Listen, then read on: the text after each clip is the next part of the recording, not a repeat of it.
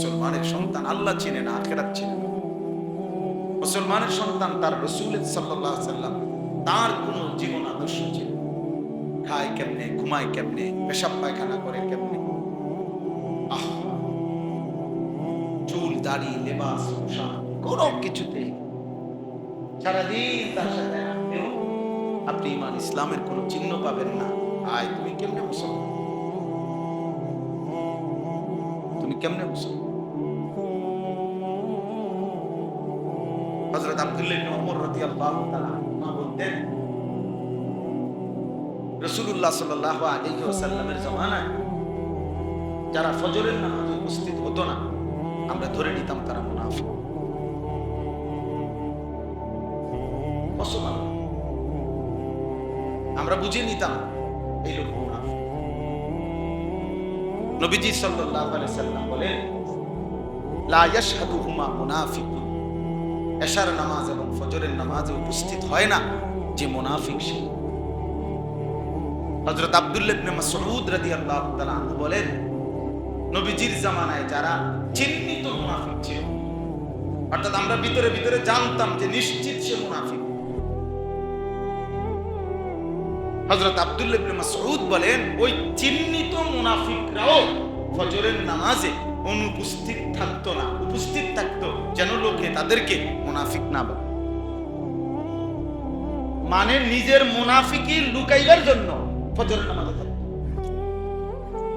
ফজরের নামাজে মানুষ তাদের টের না। কথা বুঝছেন? এখন ইমানদারের সন্তান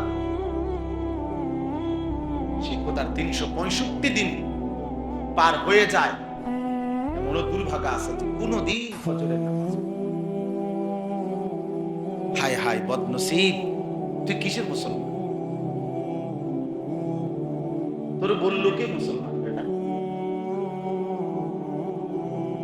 কে বললো তোকে মুসলমান? তো মুনাফিক তো তুই। নবীজি তো বলছে, তোমাকে তো রাসূলুল্লাহ সাল্লাল্লাহু আলাইহি সাল্লাম বলছেন। আল্লাহ আমাদেরকে বুঝ দান করে।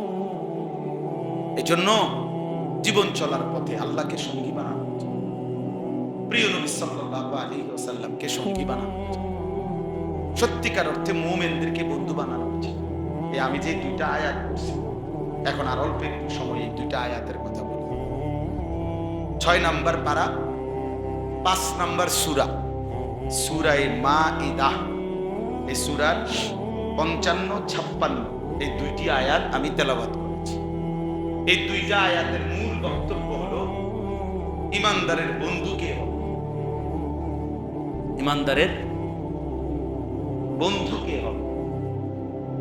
মানুষের জীবনে সংঘ একটা গুরুত্বপূর্ণ বিষয়। সংঘ অর্থাৎ মানুষ একাকী চলতে পারে, একাকিত্ব অভিশাপ, একাকী থাকা বহুত বড় কষ্ট। এজন্য মানুষ একাকী থাকতে পারে না।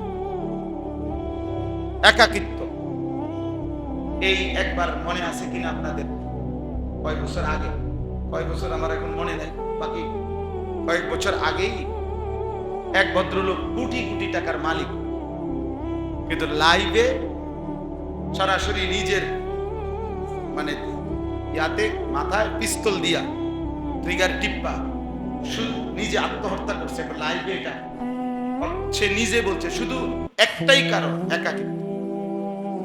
স্ত্রী, সন্তান, মেয়ে সব তার থেকে এভাবে বিচ্ছিন্ন হয়েছে যে সে সবকিছু থাকা সত্ত্বেও অর্থ সম্পদ বাড়ি গাড়ি একাকী। এই একাকিত্বের অভিশাপে যন্ত্রণায় শেষ পর্যন্ত আত্মহত্যা। এটা সব চ্যানেলে দেখাইছে, আমি তো দেখছি, জানি নামটা এখন মনে নেই।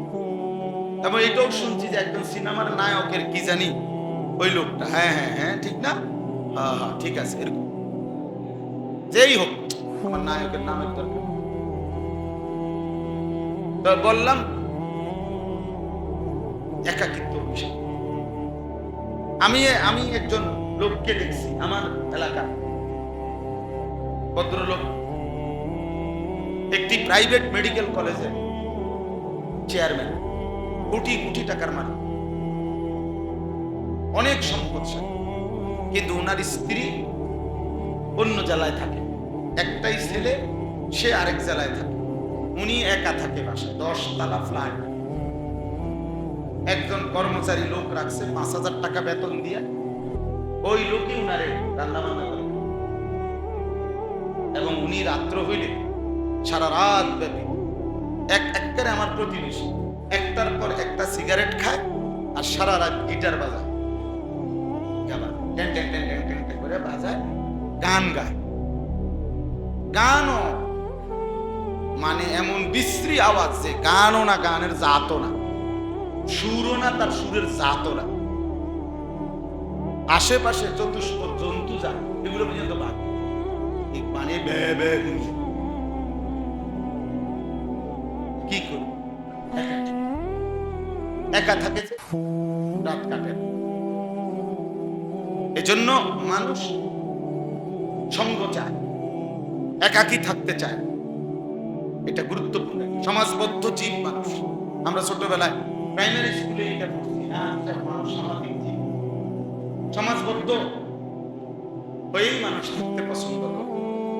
এজন্য সঙ্গ, সাহচর্য, সোহবত, সান্নিধ্য, সংস্পর্শ মানুষের জীবনে একটা গুরুত্বপূর্ণ বিষয়, এটা বাধ্যতামূলক। এবার আসেন,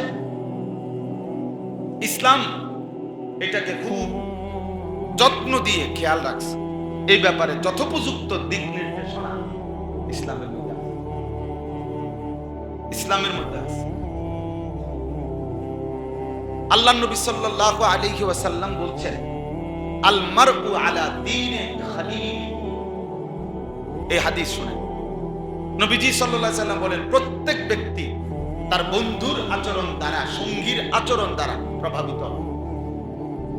ফালিয়ানজুর আহাদুকুম মান ইউখালিলু, অতএব তোমরা অবশ্যই লক্ষ্য রেখো কাকে বন্ধু বানাচ্ছ।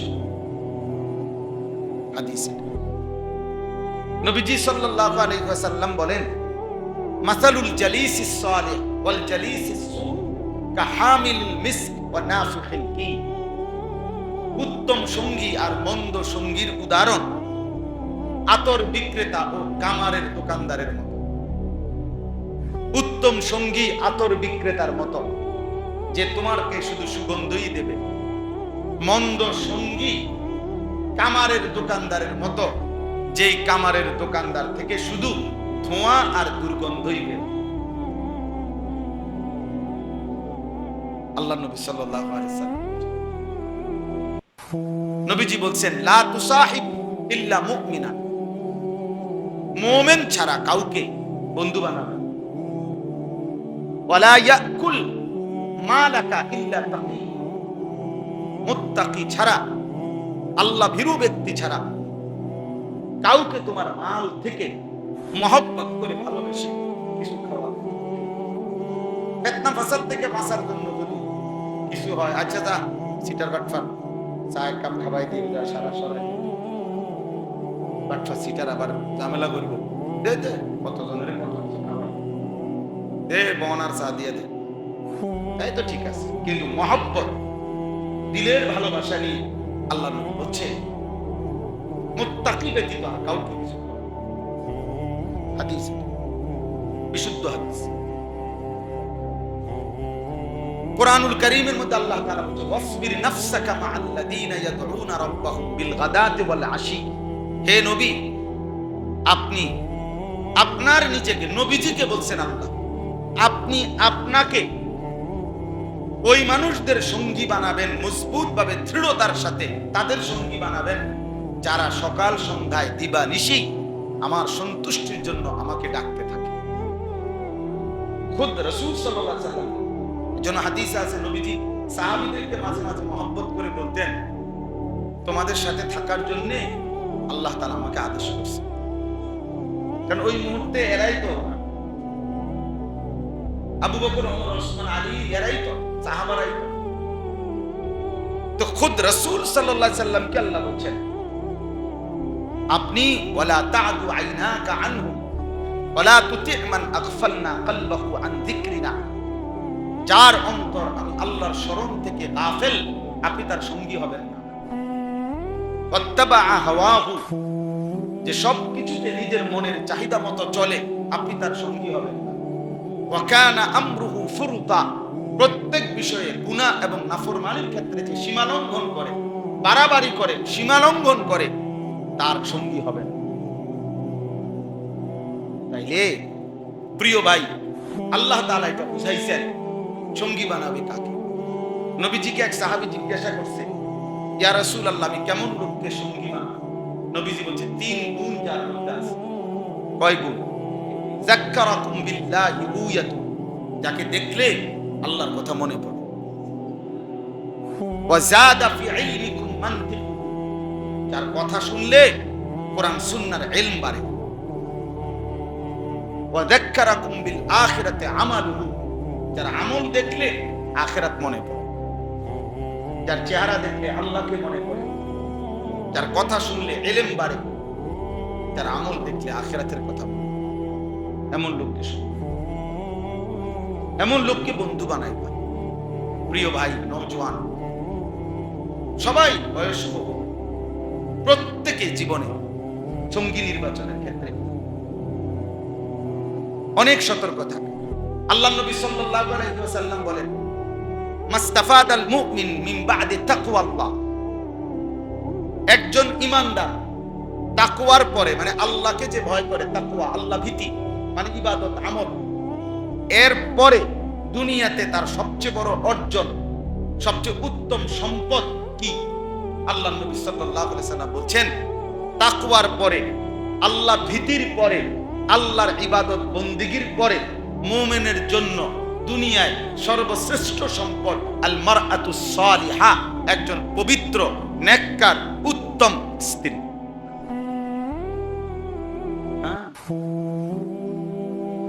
উত্তম স্ত্রী, একজন নেক সঙ্গিনী, নেক সঙ্গিনী, এ আমার সঙ্গী। কোরআনুল কারীমের মধ্যে আছে, আল্লাহ তাআলা বলেন, আল আখিল্লাউ ইয়াওমাইদিন বা'দুহুম লিবা'দিন আদুউন ইল্লাল মুত্তাকিন। ভাইয়া, কোরআনের আয়াতে আল্লাহ বলে, বন্ধুগণ কিয়ামতের দিন সকলেই একে অপরের শত্রু হয়ে যাবে, ইল্লাল মুত্তাকিন, একমাত্র তাকওয়ার বন্ধুগণ ব্যতীত। আল্লাহ ভীতির ক্ষেত্রে, ইবাদত আমলের ক্ষেত্রে, আখিরাতের ক্ষেত্রে যারা একে অপরের বন্ধু ছিল, খোদার কসম আল্লাহ বলে, তারা কিয়ামতের দিনও, হাসরের মাঠেও বন্ধু থাকবে। বাকি বন্ধুরা আদুউন, শত্রু হয়েছে। ইয়া ইবাদি লা খাউফুন আলাইকুমুল ইয়াউম ওয়ালা আনতুম তাহজানুন। সেদিন রব্বুল আলামিন ওই নেককার বন্ধুদেরকে ডাক দিয়ে বলবে, হে আমার বান্দারা শোনো, আজ হাসরের ময়দানে তোমাদের কোনো ভয় নাই, কোনো চিন্তা নাই, তোমরা নেক বন্ধু, উত্তম বন্ধু। এরপরে রব্বুল আলামিন বলবেন, উদখুলুল জান্নাতা আনতুম ওয়া আজওয়াজুকুম তুহবারুন।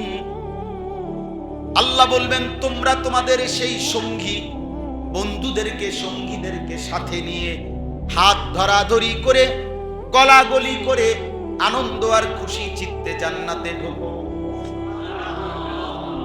আনতুম ওয়া আজওয়াজুকুম, হ্যাঁ, এটার প্রথম তাফসীর তো স্ত্রী। তোমরা তোমাদের ওই একটা স্ত্রীদেরকে সাথে নিয়ে ঢোকো জান্নাত। 70,000 হুর না, 70 লাখও যদি জান্নাতের হুর দেওয়া হয়, তারপরেও তোমার স্ত্রী যদি নেককার হয়ে জান্নাতি হইতে পারে, তোমার সঙ্গী, সে হবে 70,000 কোটি হুরের চাইতেও সুন্দরী, দামি, প্রেমময়ী এবং মহব্বতের ভালোবাসা।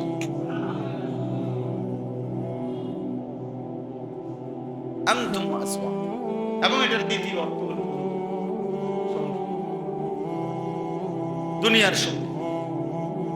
এজন্য এটা গুরুত্বপূর্ণ। বন্ধু কে হবে আমার? আমরা সবাই এখানে মুমিন। যুবক ভাই, তোমরাও ঈমান,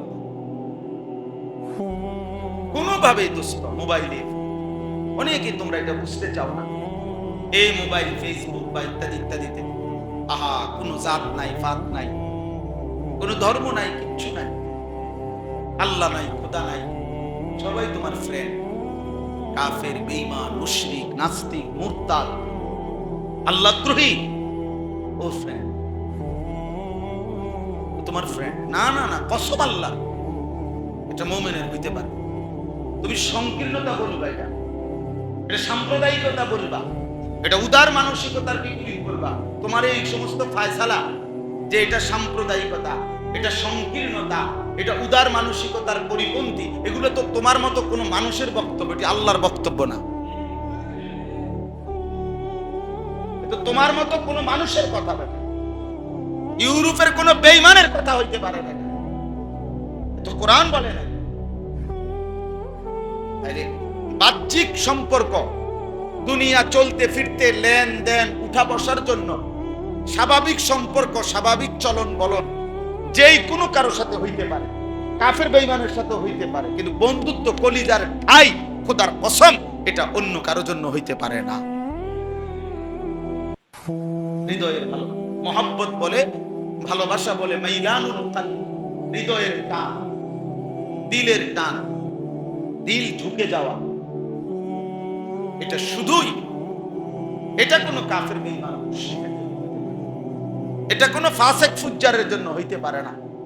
এমনকি ইমানদারের মধ্যেও পরিচয়ধারী যারা নাফরমান, তাদের সাথে ফাসিক যারা, তাদের সাথেও হইতে পারে, বন্ধুত্ব হইতে পারে,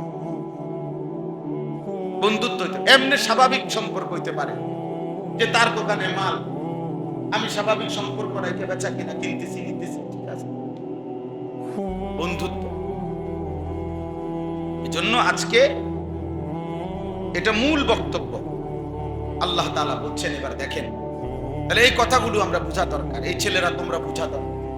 যে কেউ, আশ্চর্য, মুখে একটা হিজাব আছে নারী, একটা ইউনিভার্সিটি পড়ুয়া কন্যা নারী, হিজাব পরিহিতা, সে তার পাশে যে ছেলেটার সাথে সে প্রেম করছে, পার্কে বসে কথা বলতেছে, তার হাতের মধ্যে দেখা যায় যে লাল সুতা বাঁধা ইসকনের লাল ফিতা, হিন্দু, এবং সে যে ইসকনের সদস্য, এটা দেখা যায় এখানে তার হাতে।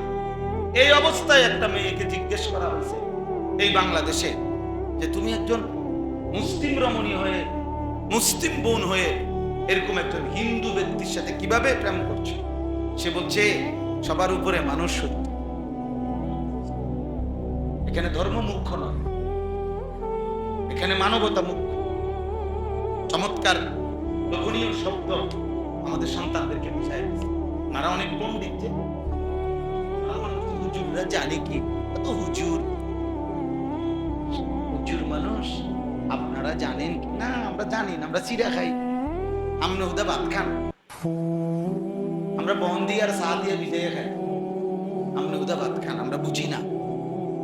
আমরা শান্তের দেশে থেকে বড় হয়েছি, আমরা বুঝতাম না কেন? কথা বলেন না?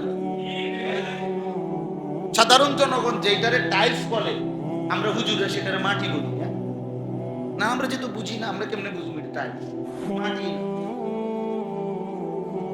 মানুষে যেটারে পাঙ্গাস মাছ কয়, আমরা এটা তেলাপিয়া মাছ, তা বুঝি না কি? আপনি আমরা এটা জিজ্ঞাসা না, হুজুর আমরা বেড়া বোঝেন না, বেড়ি বোঝেন না, কি বুঝি না? এখন যে দুপুর, এটা আমি বুঝছিলাম তো, এখন যে পরিষ্কার দুপুর, এখন তো দুপুর না, কি কথা বলেন না কেন? তো তা আমি বুঝছি এখন দুপুর, হ্যাঁ, আমি বোকা। তা আপনি যেটা বুঝছেন, আমি তো এটাই বুঝছি। কথা বোঝেন নাই? না বুঝার কি আছে, না বুঝার কি আছে? এই জন্য দোস্ত, এটা বুঝা দরকার।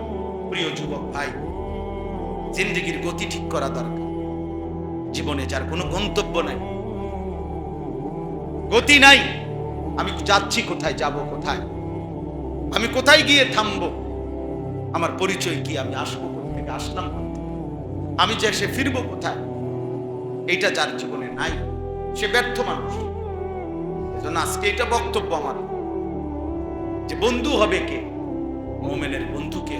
এবার দেখেন কি বলে, আর ইন্নামা ওয়ালিয়ুকুম, নিশ্চয়ই তোমাদের বন্ধু, নিশ্চয়ই তোমাদের বন্ধু হবে, মুমিনের বন্ধু হবে কে? আল্লাহ। এই প্রথম শব্দ, ইন্নামা ওয়ালিয়ুকুমুল্লাহ, মুমিনের প্রথম বন্ধু আল্লাহ। কে?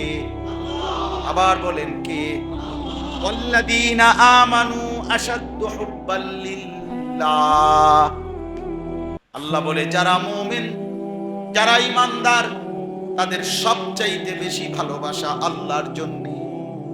কার জন্য? ইয়া আইয়ুহাল্লাযীনা আমানু মান ইয়ারতাদ্দা মিনকুম আন দীনিহি ফাসাউফা ইয়াতিল্লাহু বিকওমিন ইউহিব্বুহুম ওয়া ইউহিব্বুনা। আল্লাহ বলেন হে ঈমানদারগণ, আমি আল্লাহ বলছি বান্দারা, পৃথিবীর সমস্ত মুমিন তোমরা যদি আমি আল্লাহর দ্বীন থেকে মুরতাদ হয়ে যাও, ত্যাগ করে ফেলো, কোনো সমস্যা নাই। আমি জমিনে এমন জাতি, এমন গোষ্ঠী, এমন সম্প্রদায়, আমার এমন বান্দা জমিনে আনবই, রাখবই, ইউহিব্বুহুম ওয়া ইউহিব্বুনা, যারা আমি আল্লাহকে ভালোবাসবে, আমি আল্লাহও যাদেরকে ভালোবাসবো। তুমি না থাকলেও এমন বান্দা থাকবে। আল্লাহ ওয়াদা দিয়েছে, কোরআন শরীফ আল্লাহর ওয়াদা, যে তোমরা যদি সকলেই আমি আল্লাহর দ্বীন ছেড়ে দাও, মনে করো না আমি আল্লাহ আটকায়া যাব না, বান্দা আমি জমিনে এমন মানুষ রাখবো, ইউহিব্বুহুম ওয়া ইউহিব্বুনা, যারা আমাকে ভালোবাসবে, আমি যাদেরকে ভালোবাসবো। हम यहां से तुम वहां से, दोनों जानिब से इशारा। আমি এদিক থেকে, তিনি ওই দিক থেকে, দুই দিক থেকে ইশারা, একে অপরকে ভালোবাসি। আমার শায়েখ আল্লামা মুফতি মুশতাকুর নবী কাসিম হযরত যদি বলেন, যে বান্দা যদি বলে আল্লাহ আমার দুনিয়া আমি আপনারে দিলাম, রব্বুল আলামিন বলবে দুনিয়া আখিরাত দুইটাই আমি তোমারে দিলাম। তুমি আমি, আমি তুমি আমি, রাদিয়াতাম মারদিয়া, আমিও রাজি তুমিও রাজি। ইয়া আইয়াতুহান নাফসুল মুতমাইন্না ইরজিই ইলা রাব্বিক রাদিয়াতাম মারদিয়া, আমিও রাজি তুমিও রাজি, চলে আসো। বান্দার হালাত যখন এমন হয়, বান্দাও আল্লাহর উপরে রাজি, আল্লাহও বান্দার উপরে রাজি, তখন আল্লাহ ডাক দিয়ে বলে বান্দা আর থাকতে হবে না, দুনিয়ায় চলে আসো। বান্দা যেন বলে আল্লাহ চলে আসবো নাকি? আল্লাহ বলে কেন আসবা না, আমিও তো রাজি তুমিও তো রাজি, আসবা না কেন? আইসাই পড়ো, আল মাউতু জাসরুন ইউসিলুল হাবিব ইলাল হাবিব, তাফসীরে কুরতুবী লেখক, ওনার কিতাবে আমরা পড়ছি, মৃত্যু হলো একটা ফুল, মৃত্যু একটা ব্রিজ, মৃত্যু একটা সাগর, সাগর জাসরুন একটা পুল, একটা ব্রিজ। এই পারে এক বন্ধু দাঁড়িয়ে আছে, ওই পারে আরেক বন্ধু দাঁড়িয়ে আছে, দুই বন্ধু একত্র হবে, শুধু ব্রিজটা পার হবে। শুধু কি পার হবে? ব্রিজটা পার হবে। ওই পারের বন্ধুর নাম আল্লাহ, এ পারের বন্ধুর নাম মুমিন। ওই পারের বন্ধু আল্লাহ ডাক দিয়ে বলে ব্রিজ পার হও, মানে মৃত্যুবরণ করো, বন্ধুর সাথে মোলাকাত করো। আল মাউতু জাসরুন, মৃত্যু একটা পুলের মতো, যেটা ইউসিলুল হাবিব ইলাল হাবিব, যেটা বন্ধুকে বন্ধুর সাথে মিলায়। আরেকটা মজার ঘটনা শুনেছেন, ইব্রাহিম আলাইহিস সালাম নাম শুনছেন না? ইব্রাহিম আলাইহিস সালাম তো আল্লাহ তাআলার বন্ধু ছিলেন, ছিলেন খলিলুল্লাহ না? আল্লাহই তো বলছে যে আমি ইব্রাহিমকে বন্ধু বানাই না, ওয়াত্তাখাযাল্লাহু ইব্রাহিমা খলিলা। তো মালাকুল মউত আজরাইল আসছে, এটাও ওই কিতাবে আছে, আত-তাযকিরা। ইব্রাহিম আলাইহিস সালামের কাছে আজরাইল আয়েশা, আজরাইল বলছে আপনি যদি রাজি থাকেন, আল্লাহ তাআলা পাঠাইছেন আপনার জান কবজ করার জন্য। হাদিসের মধ্যে আছে নবীদেরকে জান কবজের পূর্বে আজরাইল বলতো, মানুষের বেলায় তো কি নেয় না, অনুমতি নেয় না, কিন্তু আম্বিয়াদের বৈশিষ্ট্য হলো আম্বিয়াদেরকে জানায় নেই ওনাদের কি করে, রুহু কবজ করে। তো ইব্রাহিম আলাইহিস সালাম তখন একটা মজার কথা বলছে আজরাইল, যে আচ্ছা মালাকুল মউত, তুমি একটু আল্লাহর কাছে ফিরে যাও, ইয়া একটা কথা শুধু জিজ্ঞাসা করবে, আমার একটা প্রশ্ন আছে। তো বলছে কি বলে? আল্লাহকে গিয়ে জিজ্ঞাসা করবা, বলবা যে ইব্রাহিম জানতে চাইছে আয়াকবিদুল খলিল রূহা খলিলিহি, বন্ধু কি বন্ধুর জান কবজ করে? বন্ধু কি বন্ধুরে মাইরা ফেলে? আমি না ওনার বন্ধু, উনি না আমার বন্ধু বলে, এখন আবার বন্ধু মাইরা ফেলতে চাচ্ছে, জান কবজ করে বন্ধু? কয়টা গিয়ে জিগাও তো কি কয় দাও। তো আজরাইল গিয়ে আল্লাহকে বলছে, আল্লাহ আপনি তো শুনছেনই, তাকে আমার যেহেতু ফাটাইছে আমি জিগাইলাম, আল্লাহ তুই শুনে নাই আগে? তো আজরাইল বলছে ইব্রাহিম জানতে চাইছে, ইব্রাহিম নবী, যে বন্ধু কি বন্ধুর জান কবজ করে?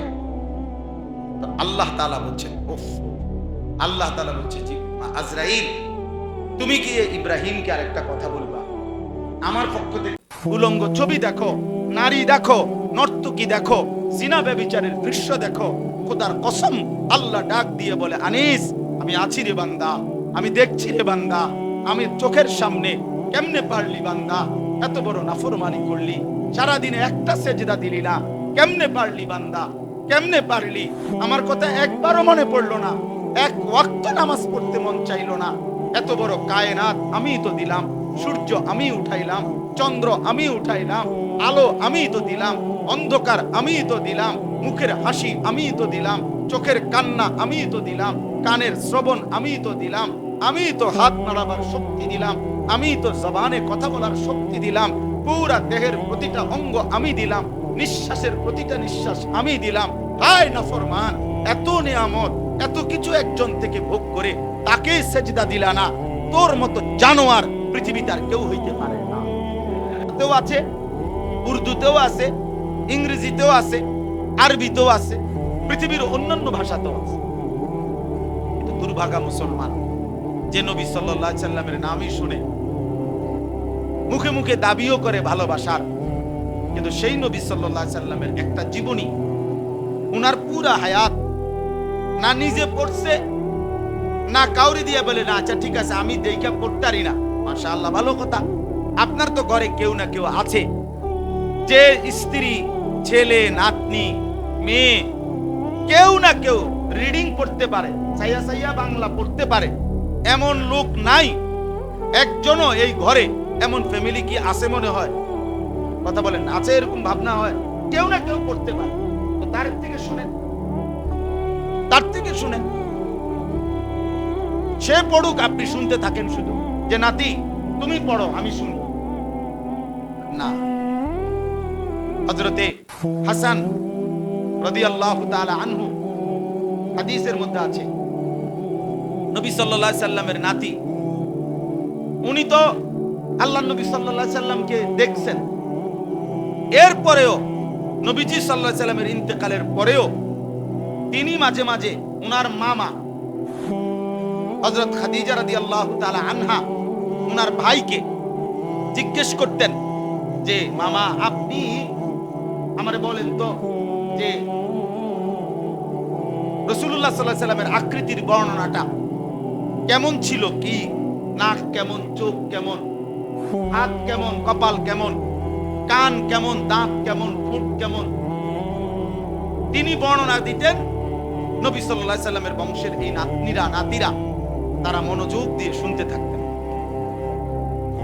অনেক সাহাবীদের মধ্যে এই কথার বর্ণনা আছে, সাহাবীরা পরস্পর আল্লাহর নবী সাল্লাল্লাহু আলাইহি সাল্লামের দেহ, চেহারা মুবারক, শরীরের বর্ণনা শুনতেন আর কি, যে বলেন কেমন দেখছেন, আপনার কি কি মনে আছে। তাইলে রাসূলুল্লাহ সাল্লাল্লাহু আলাইহি সাল্লাম সম্পর্কে জানতে চাওয়া, নবীজি সাল্লাল্লাহু আলাইহি সাল্লামকে থেকে ওনার জীবনী শোনা অনেক বড় একটা, অনেক বেশি একটা ভালোবাসা, মহব্বতের দাবি। আমরা কিতাবে পড়ছি 5টি জিনিস যে ব্যক্তি, আমার খুলনার হযরত বলছেন, হযরত মাওলানা মুফতি নুরুল আমিন সাহেব, যে ব্যক্তি 5টি জিনিস নিয়মিত আমল করবে আল্লাহ রাসূল সাল্লাল্লাহু আলাইহি সাল্লামের ভালোবাসা তার বাড়তেই থাকবে। 1 নাম্বার, প্রতি সোমবারে রোজা রাখা। যে প্রত্যেক সোমবারে রোজা রাখবে তার কলিজার ভিতরে রাসূলুল্লাহ সাল্লাল্লাহু আলাইহি সাল্লামের ভালোবাসা বাড়তেই থাকবে। নবী সাল্লাল্লাহু আলাইহি সাল্লাম যেহেতু প্রত্যেক সোমবারে রোজা রাখতেন, আল্লাহর নবী সাল্লাল্লাহু আলাইহি সাল্লাম নিজে রোজা রাখতেন সারা বছর।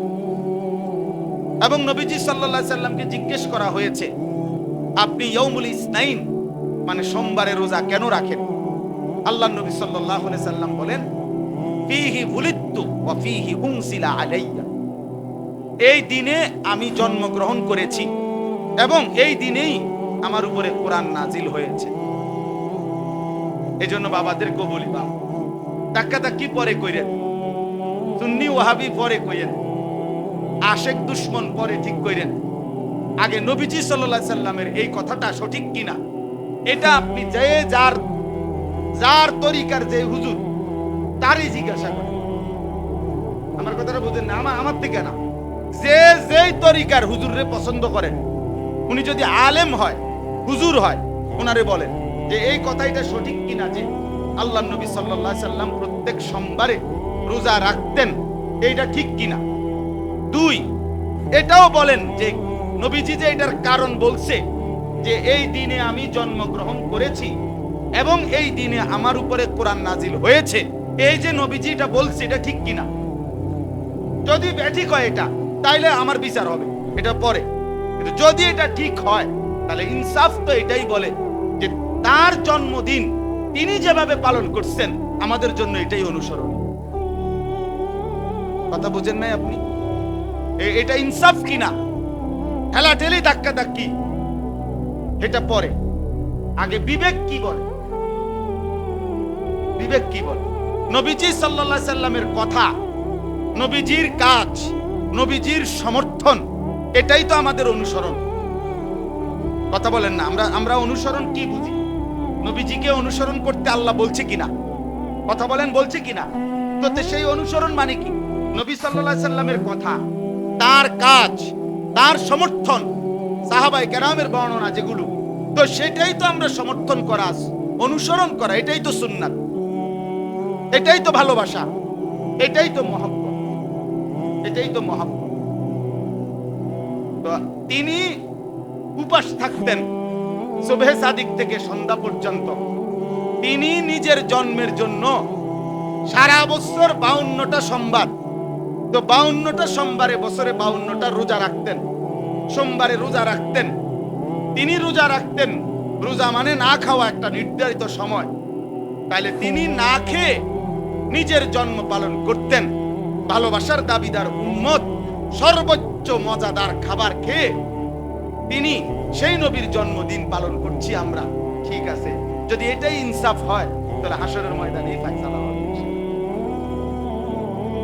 এটাই যদি হয় যে ইনসাফ, যে তিনি রাখছেন রোজা আর আমি খাই খানা, আমি খাই বিরিয়ানি, আমি খাই ডেকে ডেকে খিচুড়ি, ঠিক আছে, তো ঠিক আছে, মানে পিড়াপিড়ির কি দরকার? আপনার বিবেক যদি এটাই বলে তো ঠিক আছে, হাসরের ময়দানেই ফয়সালা হবে। বুঝেন নাই কথাটা? হাসরের ময়দানেই ফয়সালা হবে কোনটা ইনসাফ। তিনি যদি বছরে 52 বার, এক বছরে 52টা জুমা, তাহলে 52টাও সোমবার।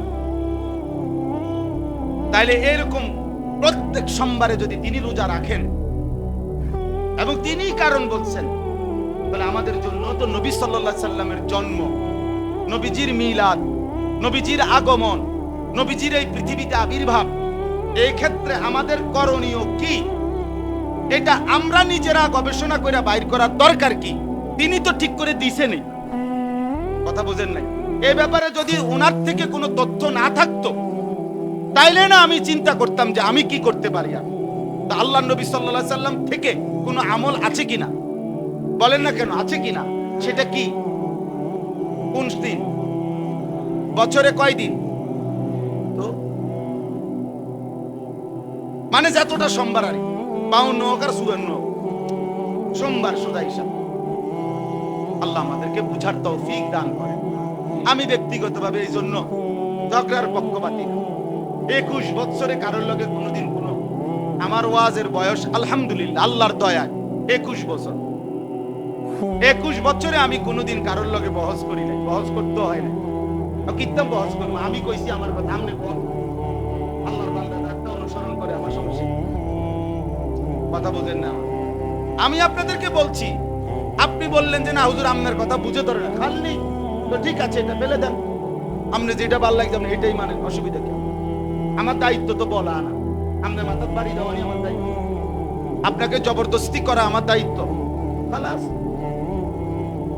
আপনার দায়িত্ব বিশ্লেষণ করা, আকলে সালিম দিয়ে ভাবা, কোরআন সুন্নাহ থেকেই গ্রহণ করা, কোরআন সুন্নাহ থেকেই গ্রহণ করা। অমুকে কি কম বুঝিনি, অমুকে কি বেশি বুঝিনি, এটার দরকার কি? মনে করেন সবাই বুঝে, তো সবার বুঝের থেকে আমনে যেহেতু একাধিক মত, তাই আপনি তো এতটুকু সিদ্ধান্ত নেন আল্লাহর নবী সাল্লাল্লাহু আলাইহি সাল্লামের থেকেই আমি গ্রহণ করব, সাহাবাদের থেকেই গ্রহণ করব, তাইলেই নিরাপদ, তাইলেই নিরাপদ, তাইলেই নিরাপদ। আল্লাহ আমাদেরকে বুঝার তৌফিক দান করেন। চলেন, 2 নাম্বার হলো, 1 নাম্বার হলো সোমবারে রোজা রাখা, 3 নাম্বার প্রত্যেক কাজে, 2 নাম্বার নবীজির শেখানো কিছু দোয়া আছে, যে ব্যক্তি ওই দোয়াগুলো পড়তে থাকে, বিশ্বাস করেন কিতাবে আছে, আল্লাহ রাসূল সাল্লাল্লাহু আলাইহি সাল্লামের প্রতি ভালোবাসা তার বাড়তেই থাকে। মানে তিনি বাথরুমে ঢুকতে যেই দোয়া পড়তেন, বের হইয়া যেই দোয়া পড়তেন, মসজিদে ঢুকতে যেই দোয়া পড়তেন, মসজিদ থেকে বের হয়ে যেই দোয়া পড়তেন, ঘুমের শুরুতে যেই দোয়া পড়তেন, ঘুম থেকে উঠে দোয়া পড়তেন, খাবারের আগে দোয়া পড়তেন, খাবারের পরে দোয়া পড়তেন, সফরে বের হইলে দোয়া পড়তেন, ঘরে ফিরলে দোয়া পড়তেন, যানবাহনে উঠলে দোয়া পড়তেন, নামলে দোয়া পড়তেন, উঁচা জায়গায় উঠলে দোয়া পড়তেন, নিচু জায়গায় নামলে দোয়া পড়তেন, সমান্তরাল জায়গায় হাঁটলে দোয়া পড়তেন। এভাবে আল্লাহর নবী সাল্লাল্লাহু আলাইহি সাল্লাম নতুন পোশাক পরলে দোয়া পড়তেন, নতুন চাঁদ দেখলে দোয়া পড়তেন, এরকম হরদম আলাদা আলাদা ভিন্ন ভিন্ন, সূর্য ডুবলে দোয়া পড়তেন, সূর্য উঠতে দোয়া পড়তেন, এগুলো আলাদা আলাদা হাদিসের মধ্যে, কিতাবের মধ্যে কোনো মতানৈক্য ছাড়াই বর্ণনা আছে। এই দোয়াগুলোর মধ্যে সুন্নি ওয়াহাবি নাই, কথা বোঝেন নাই? মানে এটা বলে যে উনি একটা কয়, হুমক হুজুরে আরেকটা কয়, না না, এই হুজুর আর এই হুজুর কইব, কিন্তু বলছে নবীজি। আমি কি কই আপনি কি কই, এই কথা দর সময় কই।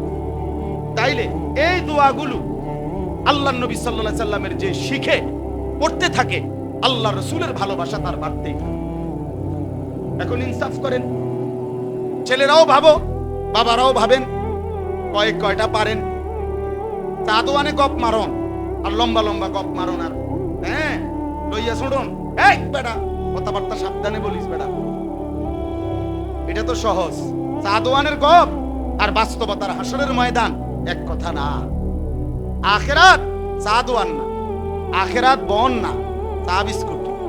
আখিরাত অনেক বড় বিষয়, অনেক লম্বা সময়, আখিরাত অনেক বড় হিসাবের জায়গা, যেদিন পুরা জিন্দেগির সেকেন্ড সেকেন্ড হিসাব দিতে হবে, ওইটাকে বলে আখিরাত। দোস্ত, হাসিটার হিসাবও দিতে হবে, কান্নার হিসাবও দিতে হবে, ঘন্টার হিসাবও দিতে হবে, মিনিটের হিসাবও দিতে হবে, সেকেন্ডের হিসাবও দিতে হবে।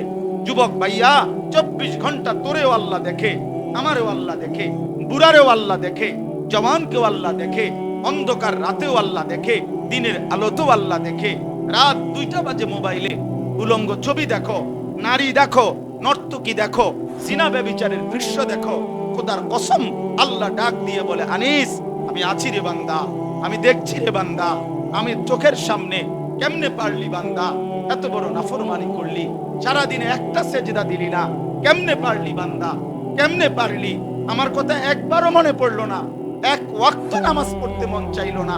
এত বড় কায়নাত আমি তো দিলাম, সূর্য আমি উঠাইলাম, চন্দ্র আমি উঠাইলাম, আলো আমি তো দিলাম, অন্ধকার আমি তো দিলাম, মুখের হাসি আমি তো দিলাম, চোখের কান্না আমি তো দিলাম, কানের শ্রবণ আমি তো দিলাম, আমি তো হাত নাড়াবার শক্তি দিলাম, আমি তো জবানে কথা বলার শক্তি দিলাম, পুরা দেহের প্রতিটা অঙ্গ আমি দিলাম, নিঃশ্বাসের প্রতিটা নিঃশ্বাস আমি দিলাম। হায় নাফরমান, এত নিয়ামত, এত কিছু একজন থেকে ভোগ করে তাকেই সেজদা দিলা না। তোর মতো জানোয়ার পৃথিবীতে আর কেউ হইতে পারে না। এজন্য মনে রাখিস বেনামাজি তোর চাইতে বড় জানোয়ার, তোর চাইতে বড় নিকৃষ্ট, তোর চাইতে অপদার্থ হাইওয়ান আল্লাহর জমিনে আর কোনো কুকুর বিড়ালও নাই। যার কপালে সেজদা নাই তুই জানোয়ারের চাইতে খারাপ, চতুষ্প জন্তুর চাইতে খারাপ। মনে রাখিস না, মানুষের কোনো জাত না, সেজদাবিহীন মানুষ হয় না, গোলামিবিহীন মানুষ হয় না। শুধু চুলের পেখম করলে ভদ্রতা না, চিবা ফ্যান ফিনলে ফ্যাশন না, নারীর পিছনে ঘুরঘুর করে ঘুরলে এটা কোনো জীবন না। জিন্দেগি কোনো নারীর জন্য বানায় নাই। সারা দিন রাত নারীকে নিয়েই কল্পনা, ছবি, নাচ, গান, জিনা, ব্যভিচার, প্রেম, ভালোবাসা, মেয়েকে নিয়েই কল্পনা। এটা একেবারে নিকৃষ্ট, অপদার্থ, অকর্মণ্য একটা মানুষের কাজ হইতে পারে। মাতাল ছাড়া আর কিছু নেবে না। তোরে বুঝি খোদা বেড়ির লেগে বানাইছে শুধু? ছেলে পেলে তোমাদের চেহারা দেখলেই তো বোঝা যায় বাপ, অনেক ছেলের দেখলেই তো বোঝা যায় যার কপালে আজকের মাগরিবের নামাজের সেজদা নাই। কেমনে পারলি না ফরমান? আল্লাহকে সেজদা না দিয়ে আল্লাহর ঘরে ঢুকলি কেন? এই না ফরমান, কেমনে ঢুকলি? এ হায়া, রাস্তার কুত্তার দিকে তাকায় দেখিস বেটা, কুত্তার দিকে তাকায় দেখিস। যদি সেলফি তুলতে হয় কুত্তার লগে তুলবা। বেনামাজি যদি সেলফি তুলতে হয় কুত্তার সাথে উঠাইবা, আর একসাথে দুইজনের ছবি দিয়া বলবা এই দুই জানোয়ার সেজদা দেয় না। ওইটাও না, এটাও মানুষের সাথে ছবি দেয়। মানুষের লগে উঠাইবা কেন? তুমি তো নামাজই পড়ো, তুমি মানুষ কিসের? তুমি কিসের মানুষ? আবার কিসের মানুষ? ইসলাম কারো কাছে ঠেকে না, ইসলাম আটকাবেও না। এই পৃথিবীতে ইসলামের উপরে, মুসলমানের উপরে যত ঝড় তুফান গেছে গত 1450 বছরে দোস্ত, এর যদি 1000 ভাগের 1 ভাগ, লাখো ভাগের 1 ভাগও যদি অন্য কোন ধর্মাবলম্বী, অন্য কোন মতবাদের উপরে এরকম জুলুম, অত্যাচার, নির্যাতন হতো, তো পৃথিবীতে সেই ধর্ম বিলীন হয়ে হয়তো ইতিহাসের পাতায় নয়তো জাদুঘরে ওইটার স্মৃতি হিসাবে সংরক্ষিত কিছু থাকতো। কিন্তু এগুলো অনেক সময়ের ব্যাপার। শুধু তাতারিরা, Genghis Khan, Hulagu Khan, Timur Lang এই পৃথিবীর ইতিহাসের এক দুর্ধর্ষ সেনানায়ক ছিল। তাতার একটা জাতি, এই তাতারি মঙ্গল জাতি, অর্থাৎ যাদের পরবর্তী বংশধর হইল মুঘল বংশধর। আমাদের এই ভারতীয় উপমহাদেশ যারা শাসন করছে, মুঘল সাম্রাজ্য, এই জহিরুদ্দিন মোহাম্মদ বাবর, তারপরে বাদশাহ হুমায়ুন, বাদশাহ আকবর, জালালউদ্দিন মোহাম্মদ আকবর, এরপরে আওরঙ্গজেব, আলমগীর, এই যে এদের পূর্বপুরুষ ছিল কাফের। এবং এই পৃথিবীতে মুসলমানদের উপরে সবচেয়ে বেশি জুলুম যারা করছে, মুসলমানদেরকে সবচেয়ে বেশি মারছে যারা, হত্যা করছে অকাতরে, আজকে ইসরায়েলের এই কুত্তা যেভাবে মারছে, এই নেতানিয়াহুর চাইতেও নিকৃষ্ট কাফের ছিল ওরা। কিন্তু ওদের যেই একটা ল্যাংরা লোক ছিল তৈমুর লং, ওই বংশের, সে অনেক বড় সেনাপতি ছিল, যোদ্ধা ছিল।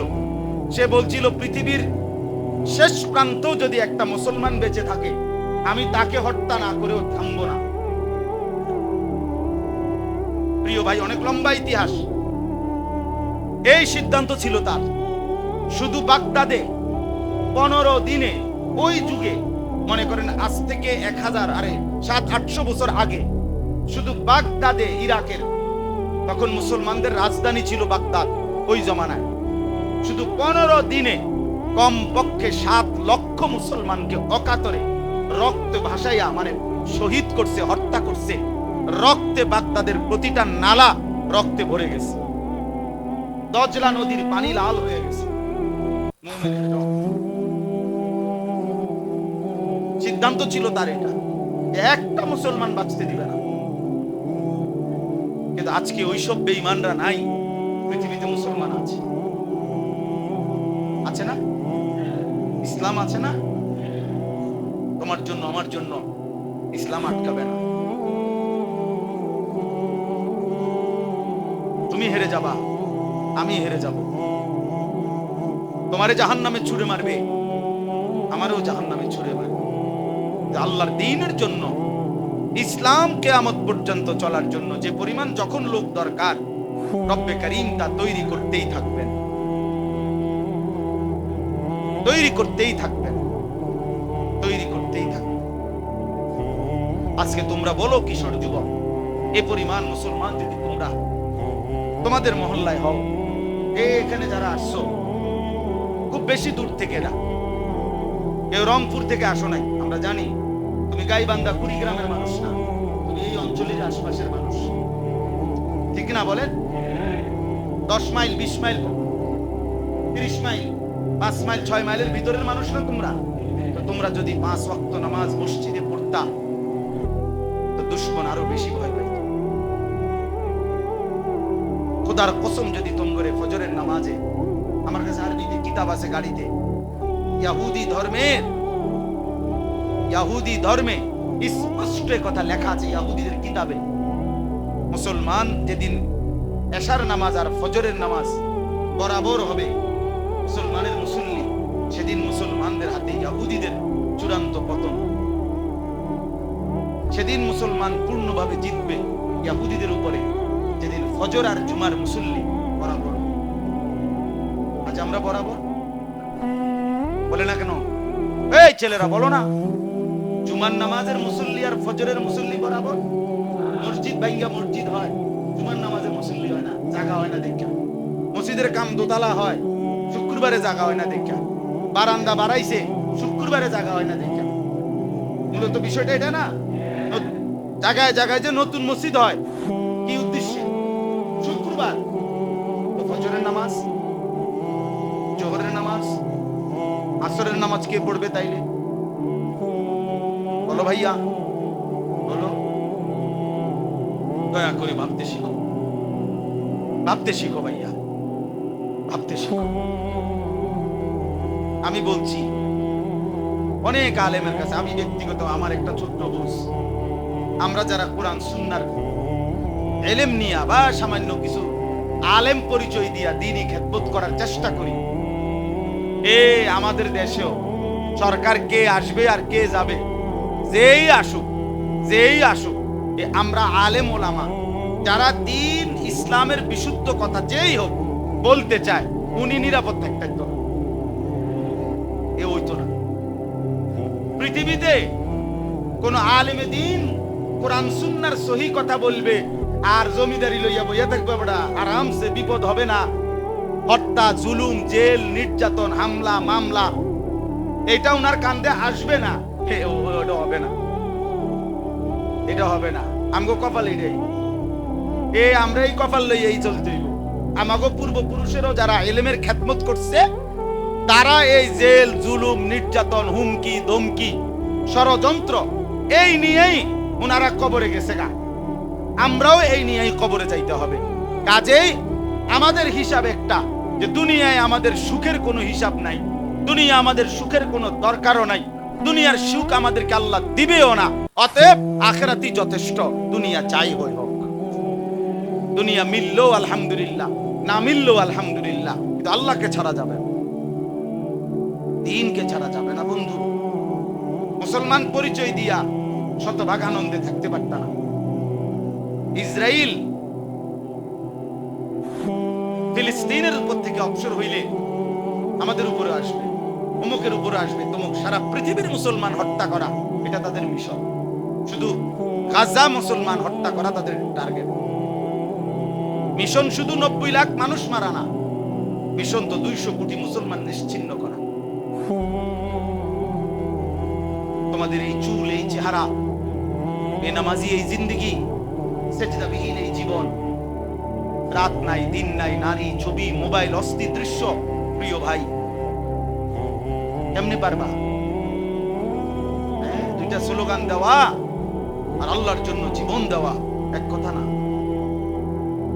স্লোগান সবাই দিতে পারে, আল্লাহ আমাদেরকে বুঝ দান করে। এইটাই এই আয়াত। তাহলে আমি ওই কথাটা শেষ করি। আল্লাহ নবী সাল্লাল্লাহু আলাইহি সাল্লাম এর ভালোবাসার কথাটা বলতেছিলাম। 2 নাম্বার। 3 নাম্বার হলো প্রত্যেক কাজ যে ব্যক্তি সুন্নাত মোতাবেক করার চেষ্টা করে, রাসূলুল্লাহ সাল্লাল্লাহু আলাইহি সাল্লামের তরিকা মোতাবেক, তো নবীজির প্রতি তার ভালোবাসা বাড়তেই থাকে, বাড়তেই থাকে। 4 নাম্বার, নবীজি সাল্লাল্লাহু আলাইহি সাল্লামের জীবনী, এইটার লাগেই এই কথা দিয়েছিলাম। নবীজির সাল্লাল্লাহু আলাইহি সাল্লামের জীবনী 63 বছরের হায়াত যে নিয়মিত পড়তে থাকে, কখনো 1 পৃষ্ঠা 2 পৃষ্ঠা করে অল্প অল্প করে পড়তেই থাকে, তো আল্লাহ রাসূল সাল্লাল্লাহু আলাইহি সাল্লামের প্রতি ভালোবাসা তার বাড়তেই থাকে। 5 নাম্বার, নিয়মিত যে নবীজি সাল্লাল্লাহু আলাইহি সাল্লামের উপরে দুরূদ শরীফ পড়ে, আল্লাহর নবীর প্রতি তার ভালোবাসা বাড়তেই। কয়টা হলো? সোমবারে যে রোজা রাখে, নবীর প্রতি তার ভালোবাসা বাড়তেই থাকে। প্রত্যেক কাজে নবীজির শেখানো দোয়াগুলো যে পড়তে থাকে, নবীজির প্রতি তার ভালোবাসা বাড়তে থাকে। সব কাজ যে সুন্নাত মোতাবেক করতে থাকে, নবীজির প্রতি তার ভালোবাসা বাড়তেই থাকে। প্রতিনিয়ত আল্লাহর নবীর জীবনী যে পড়তে থাকে, শুনতে থাকে, নবীজির প্রতি তার ভালোবাসা বাড়তে থাকে। আর নবী সাল্লাল্লাহু আলাইহি সাল্লামের উপরে বেশি বেশি যে দুরূদ শরীফ পড়ে, নবীজি সাল্লাল্লাহু আলাইহি সাল্লামের প্রতি তার ভালোবাসা বাড়তে থাকে। আল্লাহ আমাদেরকে তৌফিক দান করেন। এবার শুধু তরজমা শুনেন, তাইলে আমার কথা শেষ। আমি যা বলার বলে ফেলছি। ইয়া আইয়ুহাল্লাযীনা আমানু, হে ঈমানদারগণ, মান ইয়ারতাদ্দা মিনকুম আন দীনিহি, আল্লাহ নবী সাল্লাল্লাহু আলাইহি সাল্লামের ঈমানদার উম্মত আমাদেরকে আল্লাহ লক্ষ্য করে বলছে, ছেলেরা বাপ তোমরাও শোনো, বাপ তোমরাও শোনো। আল্লাহ তাআলা বলেন, হে ঈমানদারগণ, মান ইয়ারতাদ্দা মিনকুম আন দীনিহি, তোমাদের মধ্যে যেই আল্লাহর দ্বীন থেকে, ইসলাম থেকে ফিরে যাবে, ইসলামকে ত্যাগ করবা, আল্লাহর বিধান, আল্লাহর কোরআনকে যারা ত্যাগ করবা, তো আল্লাহ তাআলা বলেন, ভেবো না যে আমি আল্লাহ তোমার কাছে আটকায় যাব। ফাসাউফা ইয়াতিল্লাহু বিকাউমিন, আমি অচিরেই অল্প সময়ের ব্যবধানে নতুন জাতি নিয়ে আসব, নতুন মানুষ তৈরি করব। কেমন কেমন মানুষ তৈরি করব? 1, ইউহিব্বুহুম ওয়া ইউহিব্বুনা, যারা আল্লাহকে ভালোবাসবে, আল্লাহও তাদেরকে ভালোবাসবে। 2, আদিল্লাতিন আলাল মুমিনিন আইজ্জাতিন আলাল কাফিরিন, যারা মুমিনদের প্রতি হবে নম্র, কাফেরদের প্রতি হবে কঠোর। 3, ইউজাহিদুনা ফি সাবিলিল্লাহ, যারা আমৃত্যু আল্লাহর পথে যুদ্ধ করতে থাকবে, ওয়ালা ইয়াখাফুনা লাউমাতা লাইম, কারো কোনো নিন্দা, ভৎসনা, তিরস্কারে ভয় পাবে না, ভয় পাবে। সমাধান মৃত্যুই, সমাধান জিহাদি, সমাধান আল্লাহর জন্য জীবন বিলিয়ে দাও। এটাই শেষ কথা, এটাই শেষ। এই জন্য যে হামাস, ফিলিস্তিনের গাজা, যেই মুজাহিদ বাহিনী মাটির নিচে থাইকা যুদ্ধ করতেছে, এরা এখনো 1 ঘন্টার জন্য গার নোয়ায় না, সব শেষ করে ফেলছে মাটির উপর। গাজাটারে একটা মরুভূমি বানায় ফেলছে, একটা মুসলমানের একটা বাড়ি ঘর কিচ্ছু নাই, আপনজন, আত্মীয় স্বজন, এতিম, অসহায় বাচ্চা, নারী, শিশু সব শেষ। কিন্তু এরপরেও যারা মুজাহিদ, তারা একবারের জন্য ইসরায়েলের ওই কুত্তাদের কাছে মাথা নোয়ায়, টিকেই আছে, টিকেই আছে। একদিন ইনশাআল্লাহ, একদিন এক ভোর শুনবা, কোনো একদিন ভোর হবে, ফজরের আজান হবে, সেদিন হয়তো আমরা সবাই শুনবো গাজা বিজয় হয়ে গেছে, ফিলিস্তিন বিজয় হয়েছে, ইসরায়েলের বেঈমান হেরে গেছে। ইনশাআল্লাহ, ইনশাআল্লাহ 100-170 এটাই হবে, এটা হতেই হবে যদি আল্লাহ থাকে। আর আল্লাহ আছেন, আল্লাহ আছেন তো, তিনি আছেন তো। এই জন্য আল্লাহ তাআলা বলেন, বান্দা তুমি আমারে ঠেকাইও না, আমি সব সময় এই 3 গুণওয়ালা আমার জাতি রেডি রাখবো। এই পৃথিবীতে থাকবে। 3 গুণ মানে দুইটা দুইটা করে, প্রতি গুণে 2টা, মোট 6টা গুণ চাই।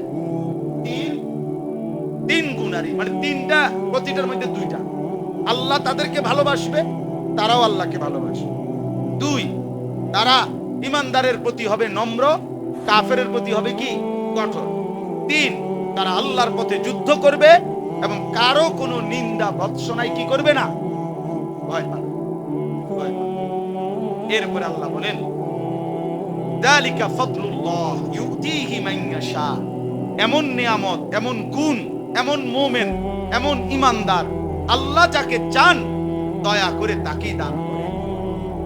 এইজন্য ভাইয়া ভাত আল্লাহ সবাইরে খাওয়ায়, ভাত আল্লাহ সবাইরে খাওয়ায়, কিন্তু ইবাদত, সিজদা, আখিরাতের আমল, আল্লাহর বন্দেগী সবাইকে দিয়ে আল্লাহ করায় না। এটা আল্লাহ যারে পছন্দ করে তারে আল্লাহ তাআলা সিজদা দেওয়ার তৌফিক।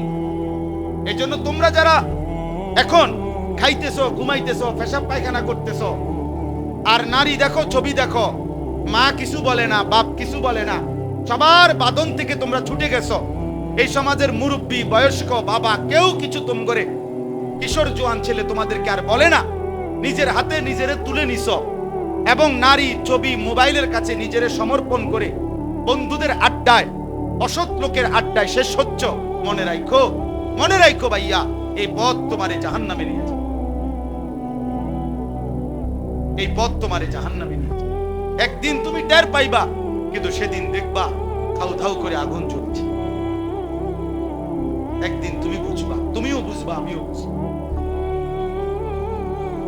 আল্লাহ হেফাজত করেন। শেষ কথা হলো আল্লাহ তাআলা বলেন ইন্নামা ওয়ালিয়ুকুম, এই ছেলেরা, বাবারা, বয়স্করা সবাই শোনেন, আল্লাহ আবার বলতেছে অতএব বান্দা শোনো, তোমাদের সকলের বন্ধুত্ব হবে, বন্ধু হবে কে? অনেক ছেলে আছে এমন শক্ত বেয়াদব, পুরাটা সময় 1 মিনিট সে ইমাম সাহেব যে বয়ান করতেছে নাফরমানে শুনবে না, যে শুনবেই, কারণ তার কলিজার ভিতরে এটা নাই যে আল্লাহর কথার মধ্যে কিছু আমার জন্য আছে। আমার হলো মোবাইল, আমার হলো তাংফাং, আমার হলো বন্ধু বান্ধবদের আড্ডা, আমার হলো চুলের ফ্যাশন, আমার হলো ঠেঙ্গাল গিদিয়া মুইতালাম। কাজে আমি শিখবো কি কোরআন থেকে? আমি এগুলো দিয়ে করবো।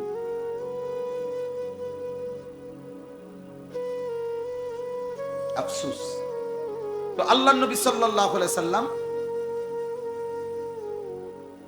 সাহাবী আরে জিবরাইল ওনাকে জিজ্ঞেস করলেন মাল ঈমান। দ্বিতীয় প্রশ্ন, নবী সাল্লাল্লাহু আলাইহি সাল্লাম বললেন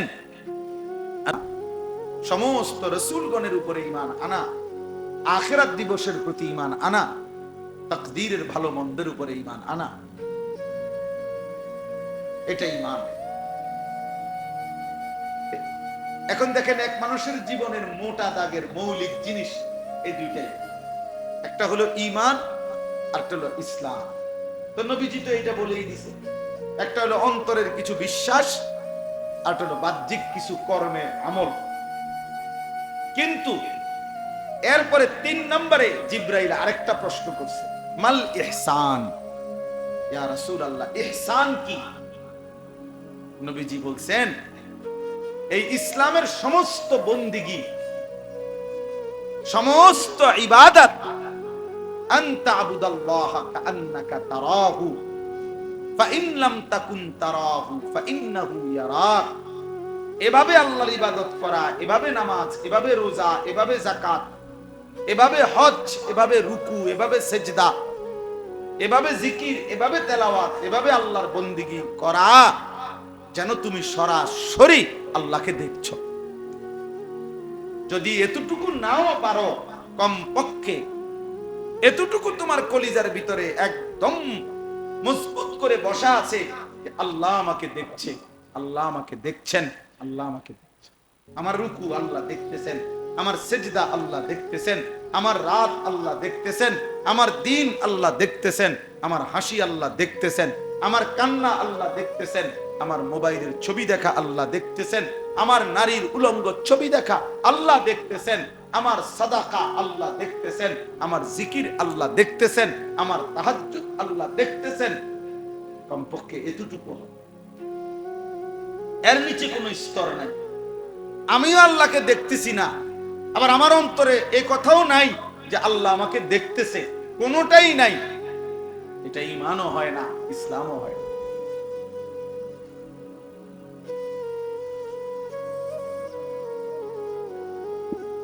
তাহলে আমি ভাবি, আপনি ভাবেন, আমরা প্রত্যেকেই এখানে যারা বসছি, আমরা দিল থেকে ভাবি ভাইয়া, অথবা কমপক্ষে যে কয়জন ছেলে, বাবা কয়েকটা ছেলে তো মাশাআল্লাহ তোমরা মনোযোগ দিয়ে শুনতেছ, তোমরাই বলো বাপ, তোমার জীবনটা এমন হলো কিনা কখনো যার যেটুকু হায়াত যে আমি আল্লাহকে দেখছি, অথবা কমপক্ষে তিনি আমাকে দেখছেন। আলাম ইয়ালাম বিআন্নাল্লাহা ইয়ারা,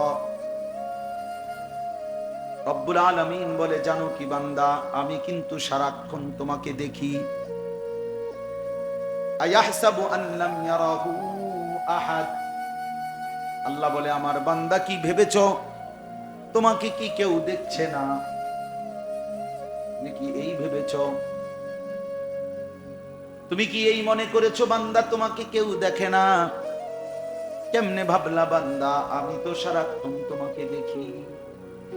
লা তাখুযুহু সিনাতুন ওয়ালা নাওম, আল্লাহ বলে কোনদিন তো আমি তন্দ্রাও যাই না, ঘুমও যাই না। আল্লাযী ইয়ারাকা হিনা তাকুম, আল্লাহ বলে বন্ধু নবী আমার, আপনি যখন নামাজের জন্য দাঁড়ান আমি আপনাকে সরাসরি দেখতে থাকি, আপনাকে দেখি। ওয়া তাকাল্লুবাকা ফিস সাজিদিন, আল্লাহ বলে বন্ধু আপনি যখন রুকু দেন, সেজদা দেন, আপনি যখন আমার বান্দাদের সাথে নামাজ আদায় করেন, আমি আপনার রুকুও দেখতে থাকি, সেজদাও দেখতে থাকি। আমি তো সব দেখতে থাকি বন্ধু। আল্লাহ যেন ডাক দিয়ে বলে, আমার বান্দা যখন মোবাইলে নাচ দেখছো আমি কিন্তু দেখতেছি বান্দা।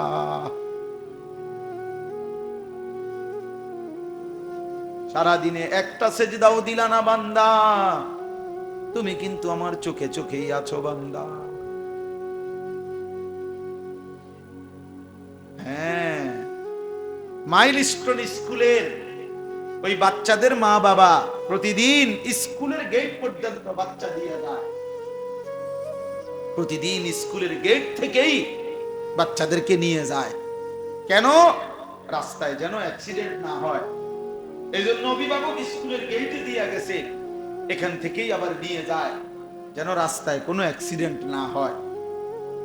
দিলের মধ্যে মা বাবার এটা, স্কুলের গেট পর্যন্ত যদি ভিতরে ঢুকায় দিতে পারি তা ভিতরে নিরাপদ, আবার এখান থেকে নিয়ে যাব যাতে রাস্তায় কোনো বিপদ না হয়।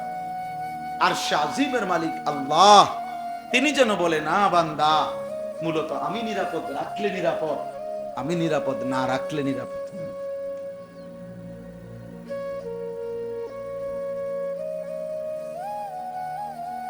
আমি নিরাপদ রাখলে রাস্তাও নিরাপদ, আমি নিরাপদ না রাখলে ঘরেও নিরাপদ। কি ভাই, আমি এই মাত্র এই এখন এই মাহফিলের দিকে আসার সময় এই এখন মাত্র মাইলস্টোন স্কুলের একজন শিক্ষকের সাথে কথা বলছি। এই এখন কথা বলতে আমাদের খুব কাছের একজন মানুষ আছে, এক সময় আমাদের এই বাংলাদেশে একজন বড় বুজুর্গ, সারা দেশ ঘুরে ঘুরে বয়ান করতেন। আমাদের বেতুয়ার হাশেম শাহ হুজুর, আবুল হাশেম হুজুর, বেতুয়ার হুজুর, এই উনার আপন ছেলে এই মাইলস্টোন স্কুলের টিচার, আমাদের সমবয়সী সাথী সফিউল্লাহ হাশিমি, ও আমাদের সমবয়সী। এই এখনো কথা বলছি যে দোস্ত কি অবস্থা ভাইয়া আপনাদের এই শেষ ক্লাস, মানে প্রতিষ্ঠানের বাচ্চাদের, তারপরে সব মিলাইয়া শুনলাম আর কি, তার থেকে খোঁজ নিলাম কি অবস্থা। তো উনি বলতেছে যেই ভবনটা ভাঙছে, মাত্র দোতলা বিল্ডিং, এমন কিছু না যে বিমানটা উঠতে গিয়ে বাড়ি গেছে, নামতে গিয়ে বাড়ি গেছে, কিচ্ছু না। দোতলা এবং দোতলা টিন শেড, মানে যেটা ভাঙছে আর যেটা বিধ্বস্ত হয়েছে টিন শেড। তো কার ফয়সালা? মূলত রবের ফয়সালা, রবের ফয়সালা। এই জন্য ছেলেরা ভাবতে শিখো, ভাবতে শিখো।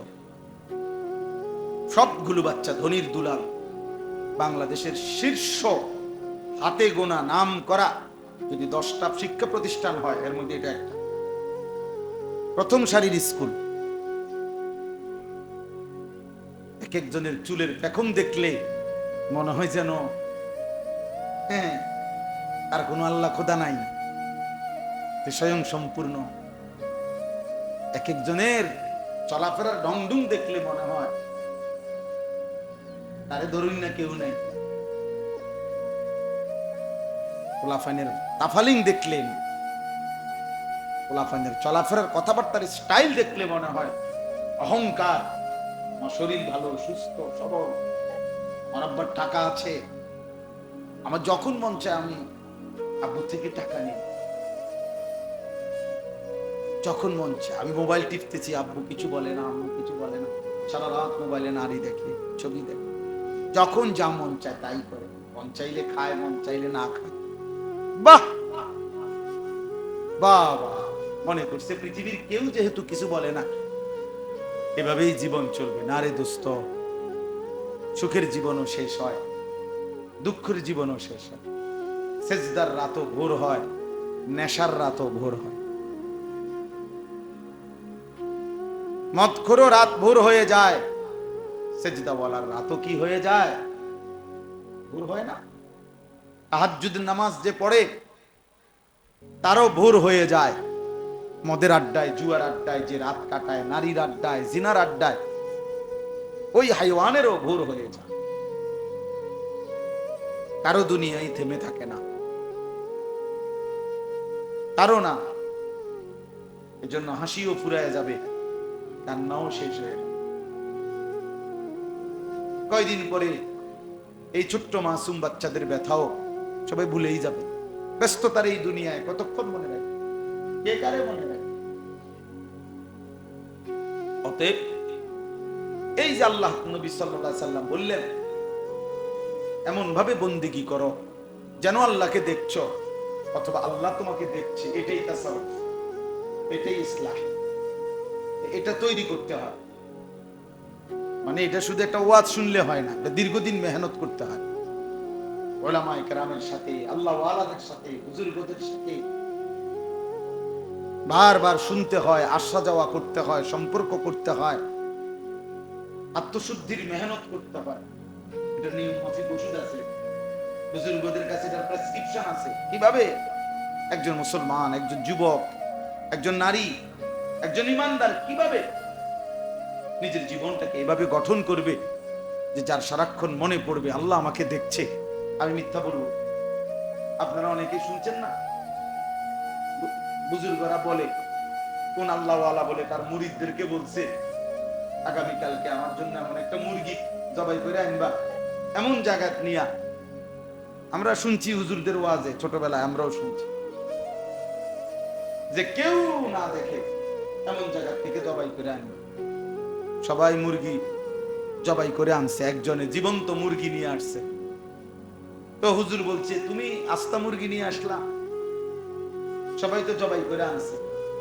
তো বলছে, হুজুর মুরগিটা কেউ দেখে না, এমন একটা জায়গার তালাশে, পুকুরের পারে, নদীর ধারে, বাঁশ ঝাড়ে। তো তাফসীরের মধ্যে আছে এখানে এর দ্বারা মহান আল্লাহ পাক রব্বুল আলামিন আমাদের প্রিয় নবী সাল্লাল্লাহু আলাইহি ওয়াসাল্লামকেই উদ্দেশ্য করেছেন। নবী সাল্লাল্লাহু আলাইহি ওয়াসাল্লামকে সম্বোধন করে আল্লাহ তাআলা ডাক দিয়েছেন। নবীজি সাল্লাল্লাহু আলাইহি ওয়াসাল্লাম কম্বল বা চাদর গায়ে দিয়ে শুয়েছেন। এই অবস্থায় আল্লাহ তাআলা নবী সাল্লাল্লাহু আলাইহি সাল্লামকে ডাক দিয়েছেন। ডাক দিয়ে বলছেন, হে কম্বল আবৃত অথবা হে চাদর আবৃত নবী আমার, বন্ধু আমার। তো এই ডাক দিছেন নবীজি। কোরআনুল কারীমের মধ্যে আমাদের নবী সাল্লাল্লাহু আলাইহি সাল্লামের ব্যাপারেই একমাত্র ব্যতিক্রম যে আল্লাহ তাআলা আমাদের নবী সাল্লাল্লাহু আলাইহি সাল্লামকে কখনোই আল্লাহ তাআলার নাম ধরে ডাক দেন নাই। অন্যান্য নবীদেরকে আল্লাহ তাআলা বিভিন্ন প্রয়োজনে নাম ধরে ধরে ডাকছে। ইয়া আদম, হে আদম, ইয়া নূহ, ইয়া মূসা, ইয়া ঈসা, এভাবে নাম ধরছে। ইয়া জাকারিয়া, ইয়া ইব্রাহিম, ইয়া ইয়াহইয়া, এরকম নাম ধরে ধরে ডাকছে। কিন্তু আমাদের প্রিয় নবী সাল্লাল্লাহু আলাইহি ওয়াসাল্লামকে আল্লাহ তাআলা কখনোই ইয়া মুহাম্মদ, হে মুহাম্মদ এরকম ডাক দেন, বরং প্রত্যেকবারই ইয়া আইয়ুহার রাসূল, হে রাসূল আমার, ইয়া আইয়ুহান নবী, হে নবী আমার, এভাবে ডাক দিয়েছে। আর কখনো এমন উত্তম শব্দ বলছেন, মহব্বতের শব্দ, এই যে যেমন এখানে বলছেন হে কম্বল আবৃত নবী আমার। কখনো বলছেন ইয়া আইয়ুহাল মুদ্দাথির, হে চাদর আবৃত নবী আমার। তাহলে কম্বল আবৃত, চাদর আবৃত, এরকম শব্দ দিয়ে আল্লাহ নবী সাল্লাল্লাহু আলাইহি সাল্লামকে আল্লাহ তাআলা ডাকছেন মহব্বত করে, ভালোবেসে। এখানেও এটা মুজাম্মিল নবী সাল্লাল্লাহু আলাইহি ওয়াসাল্লামের একটি মহব্বতপূর্ণ সম্বোধন যা আল্লাহ তাআলা নবীজিকে করেছেন। তো আমি যেটুকু পড়ছি আয়াত, 6টা আয়াত, 5টা আয়াত, এই 5টা আয়াতের মধ্যে আল্লাহ তাআলা আমাদের নবী সাল্লাল্লাহু আলাইহি সাল্লামকে এবং নবীজির মাধ্যমে সমস্ত ঈমানদার উম্মতকে 2টা আমলের কথা বলছেন। এই 2টা আমলের কথাই একটু বলতে চাই, তাইলেই আমার কথা শেষ। 1 নাম্বার হলো কুমিল লাইলা ইল্লা কালিলা, হে নবী কিছু সময় বাদ দিয়ে আপনি বাকিটা রাত্রি জাগেন, রাত্রি জাগেন, রাত্রি বেলায় দাঁড়ান আল্লাহর ইবাদত। ইল্লা কালিলা, পুরা রাত না, একটু বাদে, কিছু সময় বাদ দিয়ে বাকি সময়টা আপনি রাত্রি জাগেন, রাত্রিতে আল্লাহর জন্য দণ্ডায়মান হন। এই আরবিতে এটাকে বলে কোরআন সুন্নাহর ভাষায় কিয়ামুল লাইল, রাত্রি জাগা, রাত্রি জাগরণ করা। আল্লাহ তাআলা বলেন, পরিমাণটা আল্লাহ আরো ভাঙ্গিয়ে দিয়েছেন ব্যাখ্যা করে। নিসফাহু, হয়তো অর্ধরাত, তাহলে বোঝা গেল 50-50, জেগে থাকবেন অর্ধেক, ঘুমাবেন কি আবিনকুস মিনহু কালিলা, অথবা অর্ধেকের চাইতে আরো একটু কমাবেন, আরেক ভাগ কমিয়ে ফেলবেন। তার মানে জেগে থাকবেন 3 ভাগের 2 ভাগ, ঘুমাবেন 1 ভাগ। আউজিদ আলাইহি, অথবা তার চাইতে বেশি, 4 ভাগের 3 ভাগই জেগে থাকবেন, বাকি অংশ ঘুমাবেন। তার মানে এক কথায় মূল বক্তব্য হলো 1/3 হোক, অর্ধাংশ হোক, 2/3 হোক, মূল বক্তব্য এটাই, পুরা রাত্রি ঘুমাবেন না। পুরো রাত্রি একজন মুমিন ঘুমাবে না, বরং কিছু সময়ের জন্য মহান আল্লাহ পাকের ইবাদত, রাত্রিকালীন কিয়াম বন্দেগীর জন্য, সেজদার জন্য হে নবী আপনি দাঁড়ান। তাইলে এটাই প্রথম আমল, কিয়ামুল লাইল, রাত্রি জাগরণ করা আমাদের নবী সাল্লাল্লাহু আলাইহি সাল্লামের প্রতি আল্লাহ তাআলার আদেশ এবং নবীজি সাল্লাল্লাহু আলাইহি সাল্লামের মাধ্যমে আমাদের জন্য আদেশ। এরপরে আল্লাহ তাআলা বলেন দ্বিতীয় আমল হলো ওয়ারাত্তিলিল কুরআনা তারতিলা। আপনি রাত্রি জাগবেন, তো রাত্রি জেগে কি করবেন? কুরআনুল কারীমের বিশুদ্ধ নির্ভুল তিলাওয়াত করুন। লম্বা কোরআন তেলাওয়াত করুন, 1 ঘন্টা 2 ঘন্টা 3 নামাজে দাঁড়িয়ে অথবা এমনি জেগে থাকেন, তবে কোরআনুল কারীমের বিশুদ্ধ নির্ভুল নিখুঁত তেলাওয়াত করুন। ধীরে ধীরে বুঝে বুঝে শুনে শুনে আন্তরিকতা দরদ নিয়ে বিশুদ্ধতার সাথে নির্ভুলতার সাথে কোরআনুল কারীম তেলাওয়াত করা, এটাই হচ্ছে তারতিলুল কোরআন, তিলাওয়াতুল কোরআন।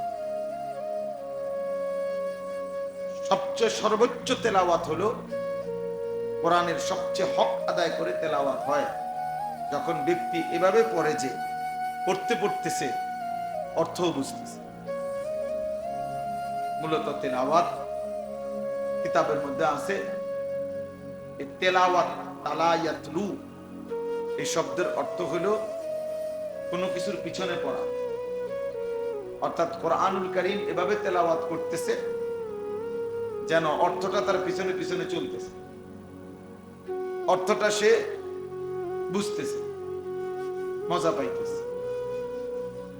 তাইলে দ্বিতীয় আমল হইল তিলাওয়াতুল কোরআন, কোরআনুল কারীমের তেলাওয়াত। এই দুইটা আমল,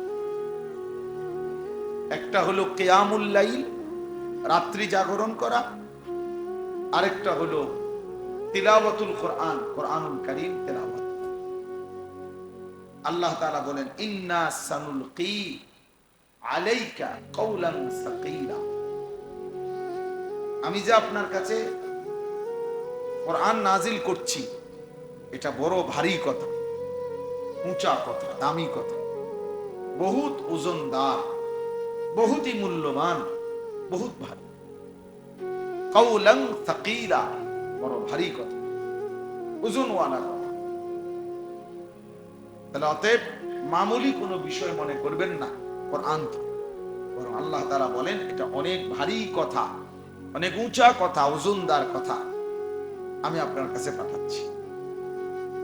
আর রাত্রিবেলা একটু বেশি কোরআন তেলাওয়াত করতে কেন বললেন?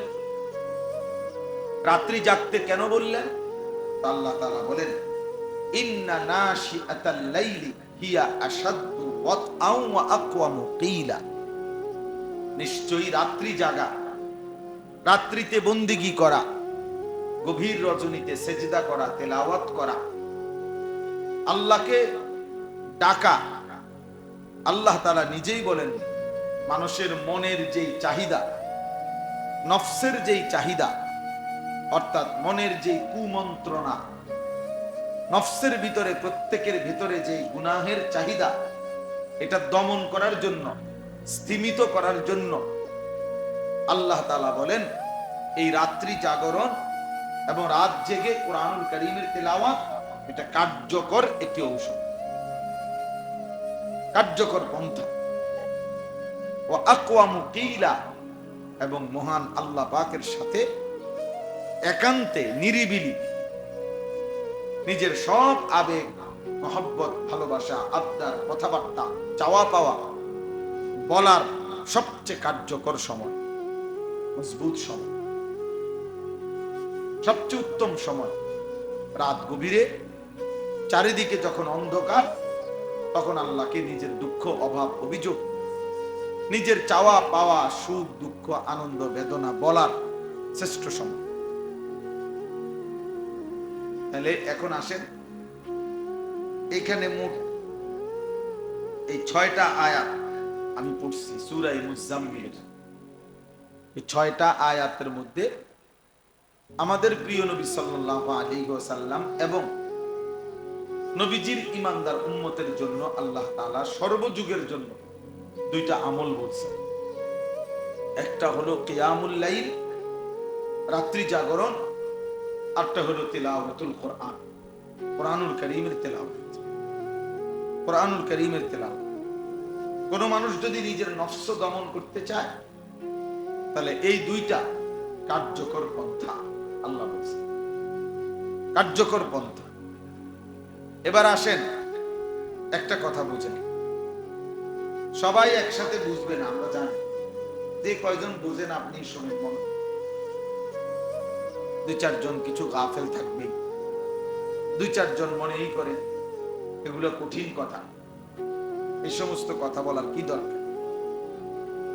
এই জন্য যে ইনশাআল্লাহ মনোযোগী হবে সে আল্লাহর কথা বুঝবে, কোরআনের কথা বুঝবেই বুঝবে। তো বলতেছিলাম, মহান আল্লাহ পাক রব্বুল আলামিন আমাদের এই জীবন, আমাদের এই দেহ দুইটা অংশ দিয়ে সাজাইছেন। একটা বাহ্যিক এই অঙ্গ প্রত্যঙ্গ, আরেকটা হচ্ছে কলব, অন্তর জগৎ। বাহিরের একটা জগৎ, ভিতরের একটা জগৎ। আল্লাহ তাআলা কোরআনুল কারীমের মধ্যে বাহিরের এই জগৎটাকেও সুন্দর করতে, পবিত্র রাখতে বলছেন। আল্লাহ তাআলা অন্তর জগৎটাকেও, ভিতরটাকেও পবিত্র রাখতে বলছেন, পবিত্র রাখতে বলছেন। এই জন্য বাহ্যিক পবিত্রতা, তাহারত, এটা যেমন জরুরি, আভ্যন্তরীণ পবিত্রতা, ভেতরের মন্দ চরিত্র দূর করে নিজের মধ্যে উত্তম চরিত্র আনয়ন করা, এটাও জরুরি, এটাও ফরজে আইন, এটাও বাধ্যতামূলক। নামাজ যেমন বাধ্যতামূলক, অন্তরকে গুনাহ থেকে পবিত্র রাখা, অন্তরকে মন্দ স্বভাব থেকে পবিত্র রাখার চেষ্টা করা, এটাও ফরজ, এটাও বাধ্যতামূলক। ব্যক্তিগতভাবে আমরা যারা মুসলমান, বর্তমান সময়ে সংখ্যাগরিষ্ঠ অনেক মুসলমান, আমরা এই আধ্যাত্মিকতা, তাসাউফ, তাজকিয়া, অন্তর পরিশুদ্ধ করা, ইসলাহ করা, এটা কম বুঝি কম। আমরা ব্যক্তিগতভাবে শরীর, জামা, চুল, প্যান্ট, শার্ট, কাপড় চোপড়, ঘরের আসবাবপত্র, ফার্নিচার, এগুলা যে পরিমাণ পরিষ্কার পরিচ্ছন্ন রাখতে পছন্দ করি, তার হাজার ভাগের, লাখো ভাগের এক ভাগও আমরা আমাদের দিল পরিষ্কার রাখতে ফিকির করি। অথচ আমাদের শ্রদ্ধাভাজন হযরত মাওলানা আবু তাহের সাহেব এই মাত্র চমৎকার কথা বলতেছিলেন যে কোরআনুল কারীমের মধ্যে আল্লাহ তাআলা বলছেন, ইয়াউমা লা ইয়ানফাউ মালুন ওয়ালা বানুন, হাসরের দিন সম্পদ এবং সন্তানাদি কোনই উপকার দেবে না, ইল্লা মান আতাল্লাহা বিকলবিন সালিম, একমাত্র ওই ব্যক্তি মুক্তি পাবে আল্লাহর ফয়সালায় হাসরের দিন, যে একটি কলবে সালিম, একটি পবিত্র নিরাপদ অন্তর নিয়ে মহান আল্লাহ পাকের সামনে হাজির হবে। তাইলে ভেবে দেখ, সরাসরি কোরআন শরীফের আয়াত, বাহ্যিক এই দেহ নিয়ে গেলে হবে না, ফিটফাট চুল নিয়ে গেলে হবে না, বরং কলবে সালিম, একটি পবিত্র, গুনাহমুক্ত, নিষ্কলুষ একটি দিল নিয়ে মহান আল্লাহ পাকের সামনে। তাইলে আল্লাহ তাআলা বলছেন হাসরের ময়দানের নিস্তার মিলবে। তাইলে এটা আসলে বাস্তব যে আমাদেরকে কলবে সালিম বানানো, আমাদের ভেতর, অন্তর, আত্মা পবিত্র করা, আমাদের ভেতরটাকে ইসলাহ করা, সংশোধন করা ভীষণ জরুরি, অনেক জরুরি, অনেক জরুরি। বাহ্যিক কাপড় ধোয়া এটা যে পরিমাণ জরুরি, দিলকে মন্দ অভ্যাস থেকে দূর করা, পরিচ্ছন্ন করা, তার চাইতে কোটি গুণ বেশি জরুরি। আমি একটা উদাহরণ দেই, তাহলে বুঝবেন। মনে করেন হিংসা, এটা একটা মন্দ রোগ, মানুষের অন্তরে কারো প্রতি হিংসা থাকা, এটা একটি মন্দ রোগ, খারাপ রোগ, অন্তরের একটি রোগ। কিন্তু প্রশ্ন হলো, একটা লোক বাহ্যিক শরীর দিয়া, অঙ্গ প্রত্যঙ্গ দিয়া, হাত পাও চোখ কান দিয়ে যেই গুনাহ করে, ওইটা যা গুনাহ করে ওই গুনারই শাস্তি, ওই গুনারই গুনাহ, ওই পাপের লেখা হয়। কিন্তু তার তো আরো অন্যান্য নেক আমল আছে, হাসরের ময়দানে উভয়টাই হিসাব হবে। কিন্তু এই অন্তরের এই গুনাহটা, রোগটা, যেমন এই হিংসা, এটা যদি এমন হইতো যে কেউ কারো প্রতি হিংসা করতে, তো এখন এই হিংসার যে গুনাহ শুধু এটাই লেখা হয়েছিল, তো তার বাকি আমল যেগুলো নামাজ রোজা হজ যাকাত, এগুলার জাকাত আছে, তাইও একটা বিষয় ছিল।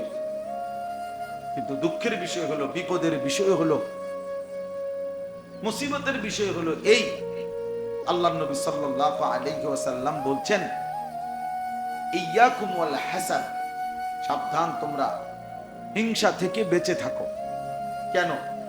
নবীজি সাল্লাল্লাহু আলাইহি সাল্লাম বলেন, ফা ইন্নাল হাসাদা ইয়াকুলুল হাসানাত কামা তাকুলুন নারু আল হাতাব। এই কথাটা ভয়ানক। নবী সাল্লাল্লাহু আলাইহি ওয়াসাল্লাম বলেন, নিশ্চয়ই হিংসা মানুষের সমস্ত নেক আমলকে, নেকিকে এভাবে খেয়ে ফেলে, নষ্ট করে ফেলে, যেভাবে শুকনো লাকড়ির মধ্যে আগুন লাগাইলে নিমিষেই শুকনো আগুন জ্বলে পড়ে ছাই হয়ে যায়। আল্লাহ নবী বলেন, হিংসা মানুষের বাকি সমস্ত নেক আমলকে এভাবে শেষ করে। তাইলে বিষয়টা যদি শুধু যেটা করছি এটার গুনাহ হইতো, তাইলেও তো একটা কথা ছিল, কিন্তু এইটা তো আমার বাকি নেক আমল সবগুলোকে কি করে দিল? নষ্ট করে দিল। তাইলে এখন বাহ্যিক হাত পাও চোখ দিয়া যে গুনাহ করে, কারো কোনো কিছু অন্যায়ভাবে নিয়ে নিল হাত দিয়ে, এটা গুনাহ, কিন্তু এটার গুনাহ, কিন্তু অন্য নেক আমল আছে তার। কিন্তু হিংসা করলো দিল দিয়া, এটা শুধু হিংসার গুনাহ লেখা হবে এটা না, বরং এটা তার বাকি নেক আমলগুলোকেও খেয়ে ফেলবে, নষ্ট করে ফেলবে, বরবাদ করে ফেলবে। এই জন্য বাহ্যিক অঙ্গ প্রত্যঙ্গের যে রোগ, মানে গুনাহ, এগুলোর থেকে যেরকম বিরত থাকা, তার চাইতে 100 গুণ, 1000 গুণ, লক্ষ গুণ অন্তরের মধ্যে যেই রোগ, তার থেকে বিরত থাকা, তার থেকে বিরত থাকা। এই জন্য আমরা এই ইসলাহি মাহফিল, ব্যক্তিগতভাবে আপনারা জানেন, দেবিদ্দার এই দারুল উলুম মাদ্রাসায় প্রতি বছর মধ্যমাকৃতিতে বাহিরে একটা বার্ষিক মাহফিল হয়। আমিও আলহামদুলিল্লাহ বশির ব্যক্তিগতভাবে যেহেতু আমার অনেক মহব্বত করে, এই সুবাদে সবসময় আমাদের সাথে থাকে। ফলে বিগত কয়েক বছর ধরেই আমরা এই বার্ষিক মাহফিলে আসার চেষ্টা করি এবং এসেছি আলহামদুলিল্লাহ।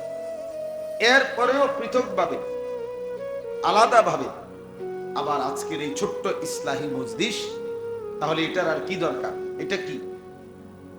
এটা হলো মূলত মানুষের অন্তর রোগের যে চিকিৎসা, আমাদের অন্তরের ভিতরে, দিলের ভিতরে বিধ্বংসী, জীবন বিধ্বংসী, আখিরাত বিধ্বংসী, সমস্ত আমল বিনষ্টকারী অনেক মন্দ স্বভাব আছে। এই মন্দ স্বভাবগুলোর ইসলাহ, সংশোধন করার জন্য একটি আলাদা প্রোগ্রাম, আলাদা মজলিস, আলাদা একটা ফিকিরের নাম ইসলাহি মজলিস। এই জন্য ইসলাহে মানে সংশোধন করা। কি সংশোধন করা? কি বিল্ডিং ঠিক করা, না ফ্রিজ নষ্ট হয়ে গেছে এটা ঠিক করা, না চেয়ার ভেঙে গেছে এটা ঠিক করা? সংশোধন করা মানে একটা কিছু তো ঠিক করা।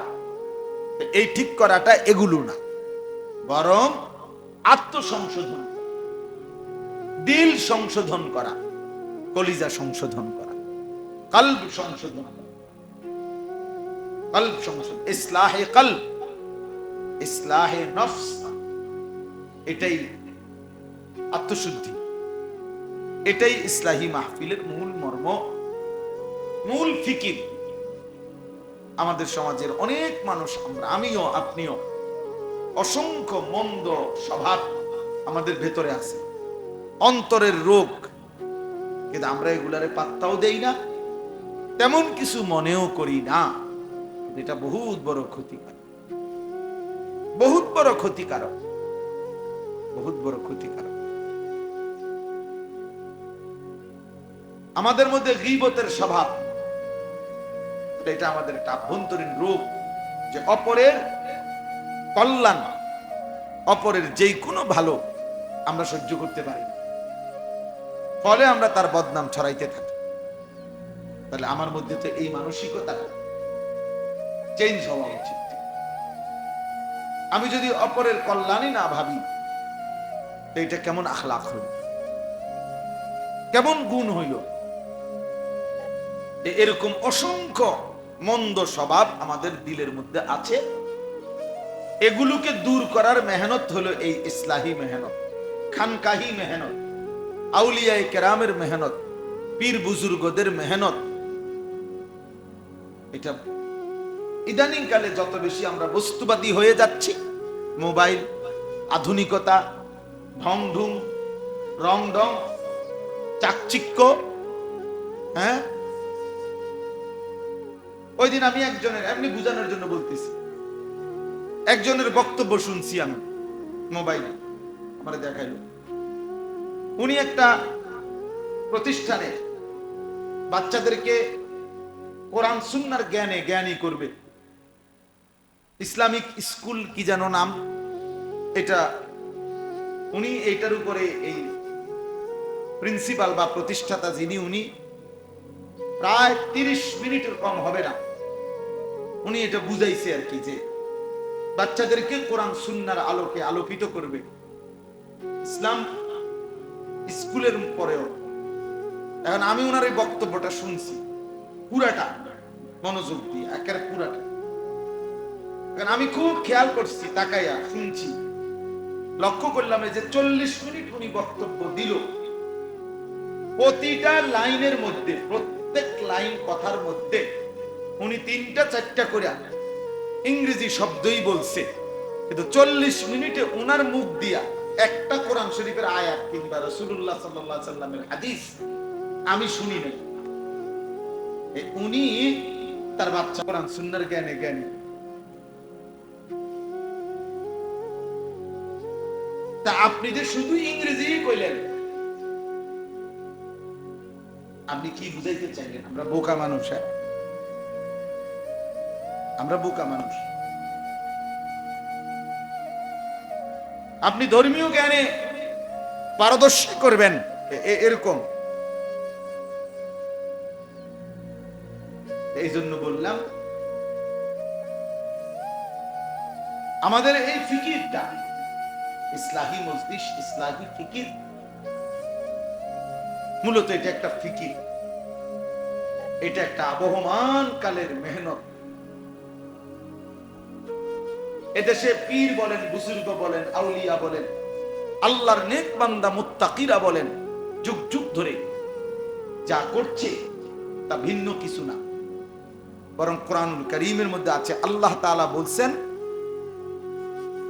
আমাদের নবী সাল্লাল্লাহু আলাইহি সাল্লামকে মহান আল্লাহ পাক রব্বুল আলামিন এই পৃথিবীতে যে পাঠিয়েছেন, এই পৃথিবীতে কেন পাঠাইছেন, এই কথাটা আল্লাহ তাআলা কোরআনে 4 বার উল্লেখ করেছে।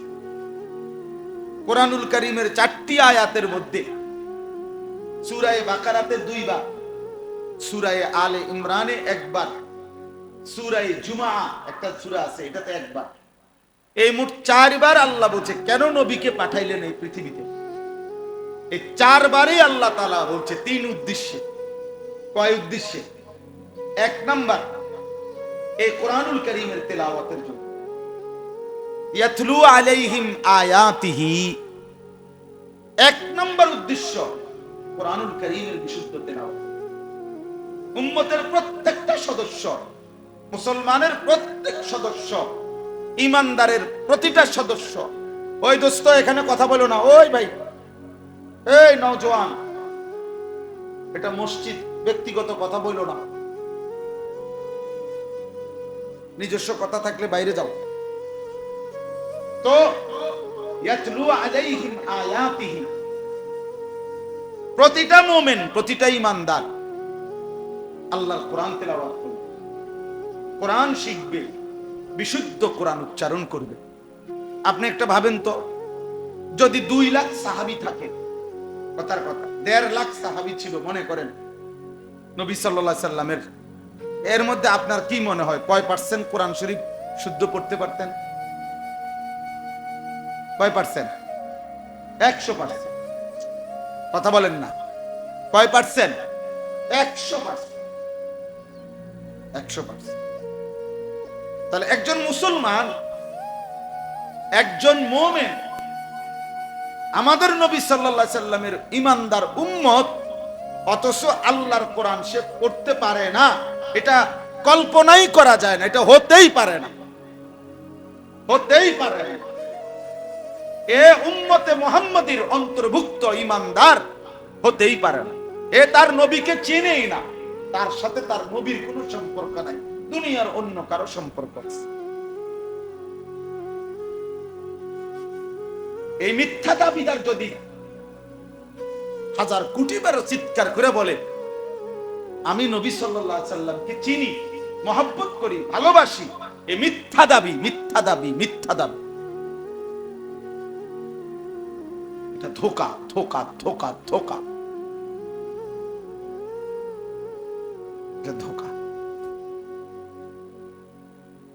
কারণ তিনি 1 নম্বর পৃথিবীতে আসছেন ইয়াতলু আলাইহিম আয়াত, এবং তিনি 23 বছর কোরআন উচ্চারণ করে করে উম্মতকে ডাকছেন। 23 বছর আল্লাহ ওনার কাছে কোরআন নাযিল করেছে।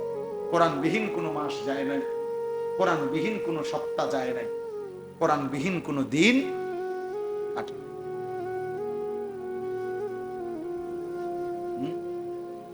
আমরা বুঝে নিছি যে আমাদের মধ্যে 2টা দল হবে, একদল হুজুর হবে মাদ্রাসায়, ওনারা কোরআন শরীফ শুদ্ধ পড়বে, আরেক দল হবে জেনারেল শিক্ষিত, স্কুল কলেজে পড়বে, ওনাদের ইংরেজি উচ্চারণ শুদ্ধ হবে, বাংলা উচ্চারণ শুদ্ধ হবে, শুধু কোরআন অশুদ্ধ হবে। এবং এটা কোনো দোষণীয় না, এটা কোনো আপত্তি করার মতো কোনো বিষয় না, যেহেতু তারা জেনারেল শিক্ষিত, এটা কোনো আপত্তির কোনো বিষয় না, এটা কোনো দোষণীয় না। বলেন, এটা কোনো মেনে নেওয়ার মতো বিষয় যে হুজুর আমরা ভাগাভাগি করে নিছি, আপনারা কোরআন শরীফ শুদ্ধ পড়তে পারেন, আমরা ইংরেজি শুদ্ধ বলতে পারি, এই যে 50-50 অর্ধেক অর্ধেক করে নিলাম, এমন সুযোগ আছে কি আসলে? বলে তাইলে এই জন্য 1 নম্বর এটা, এটা আমরা 1000 বার, লক্ষ বার বলছি এবং বলতেই থাকতেছি যে মুসলমান কোরআন শরীফ শুদ্ধ করতে হবে। মুসলমান মাত্রই আল্লাহর কোরআন পড়তে হবে, মুসলমান মাত্রই আল্লাহর কোরআন জানতে হবে। শিক্ষিত না অশিক্ষিত, মূর্খ মানুষ না, এগুলো কোনো কথা না। কোন লোক মূর্খ মানে সে মানে বাংলা, অঙ্ক, ইংরেজি বা স্কুলের সরু সরে ক খ এগুলা না পারে না, নিয়ম মাফিক লিখতে পারে না, নিয়ম মাফিক পড়তে পারে না, কথা কি বন্ধ আছে? দুনিয়া ভোগ করা কি বন্ধ আছে? তাহলে কোন ব্যক্তি মূর্খতার অজুহাত দিয়ে আল্লাহর কোরআন পড়তে পারে না, এই সুযোগ নেই। আপনি স্কুলে প্রাইমারিতেও যদি না পড়েন, আপনার জন্য আল্লাহর কোরআন শুদ্ধ করা বাধ্যতামূলক এবং সহজ এবং সম্ভব, সর্বযুগেই সম্ভব, বুড়াকালেও সম্ভব। বয়স যদি 900 বছরও হয় তাইলেও সম্ভব, বয়স যদি 9 বছরও হয় তাইলেও সম্ভব। 2 নাম্বার হলো ওয়ায়ুযাক্কিহিম, এটা বলার জন্য মূলত পড়ছি। ওয়ায়ুযাক্কিহিম, আল্লাহ বলছেন আমার বন্ধুকে এই পৃথিবীতে পাঠানোর দ্বিতীয় উদ্দেশ্য হলো, 4 বার বলছে কথা, দ্বিতীয় উদ্দেশ্য হলো আমার বান্দাদের ভেতর অন্তরাত্মা, কলব, দিল, নফস, ভেতরের সত্তাটা তাজকিয়া করবে, পবিত্র করবে, পবিত্র করবে ভেতরের সত্তা। ওয়ায়ুযাক্কিহিম, ওয়ায়ুযাক্কিহিম। 3 নাম্বার হলো ওয়ায়ুআল্লিমুহুমুল কিতাবা ওয়াল হিকমা, কোরআন এবং সুন্নাহর তালিম দেবে, মানে বাস্তব প্রশিক্ষণ দেবে, বাস্তব শিখায় দিবে। কোরআনের এই কথা এভাবে মানো, এটা এভাবে মানো, এটা এভাবে করো, এটাকে বলে রুকু, এটাকে বলে সেজদা। এভাবে প্রত্যেকটা জিনিসকে ইঞ্চি ইঞ্চি বুঝায় দেওয়া। বাম পায়ে বাথরুমে ঢুকো, ডান পায়ে বের হও, হ্যাঁ, ডান পায়ে মসজিদে ঢুকো, বাম পায়ে বের হও, ডান দিকে কাত হয়ে ঘুমাও। এইভাবে মনে করেন একেবারে জীবনের সবকিছু নড়া চড়া উঠা বসা কোরআন সুন্নাহর আলোকে আল্লাহ পাকের মর্জি মতে শিখায়া দেওয়া, তালিম দিয়ে দেওয়া, প্রশিক্ষণ দিয়ে দেওয়া, প্র্যাকটিক্যাল বুঝায় দেওয়া। আল্লাহ বলেন এই উদ্দেশ্যে আমি আমার রাসূলকে পাঠিয়ে। তো কয়টা হইল? কথা বলেন না। একটা হলো মুতলাক, সাধারণভাবে কোরআন তেলাওয়াত, বিশুদ্ধ করা, বিশুদ্ধ তেলাওয়াত করতে থাকা। 2 নাম্বার অন্তর পবিত্র করা। 3 নাম্বার কোরআন সুন্নাহর আলোকে জীবন গঠন করা। আল্লাহ তাআলা কোরআনুল কারীমের মধ্যে বলছে এই 3টি বিহীন যে মানুষের জীবন, সে লাফি দালালিম মুবিন, সে স্পষ্ট পথভ্রষ্ট, সে গুমরাহ, সে পথ হারা। সে মূলত পথ খুঁজে পায় না, পথ হারায় ফেলছে। যে কোরআনুল কারীম তেলাওয়াত করতে পারে না সে গুমরাহ। যে তার অন্তরকে পবিত্র করার চেষ্টা করে না সে পথ হারা। যে কোরআন সুন্নাহর আলোকে জীবন গঠনের চেষ্টা করে না সে পথ হারা। তো কি পথ হারা? বাজারের পথ না, ব্যবসার পথ না, আখিরাতের, জান্নাতের পথ। দুনিয়া মিলবে, আখিরাত মিলবে।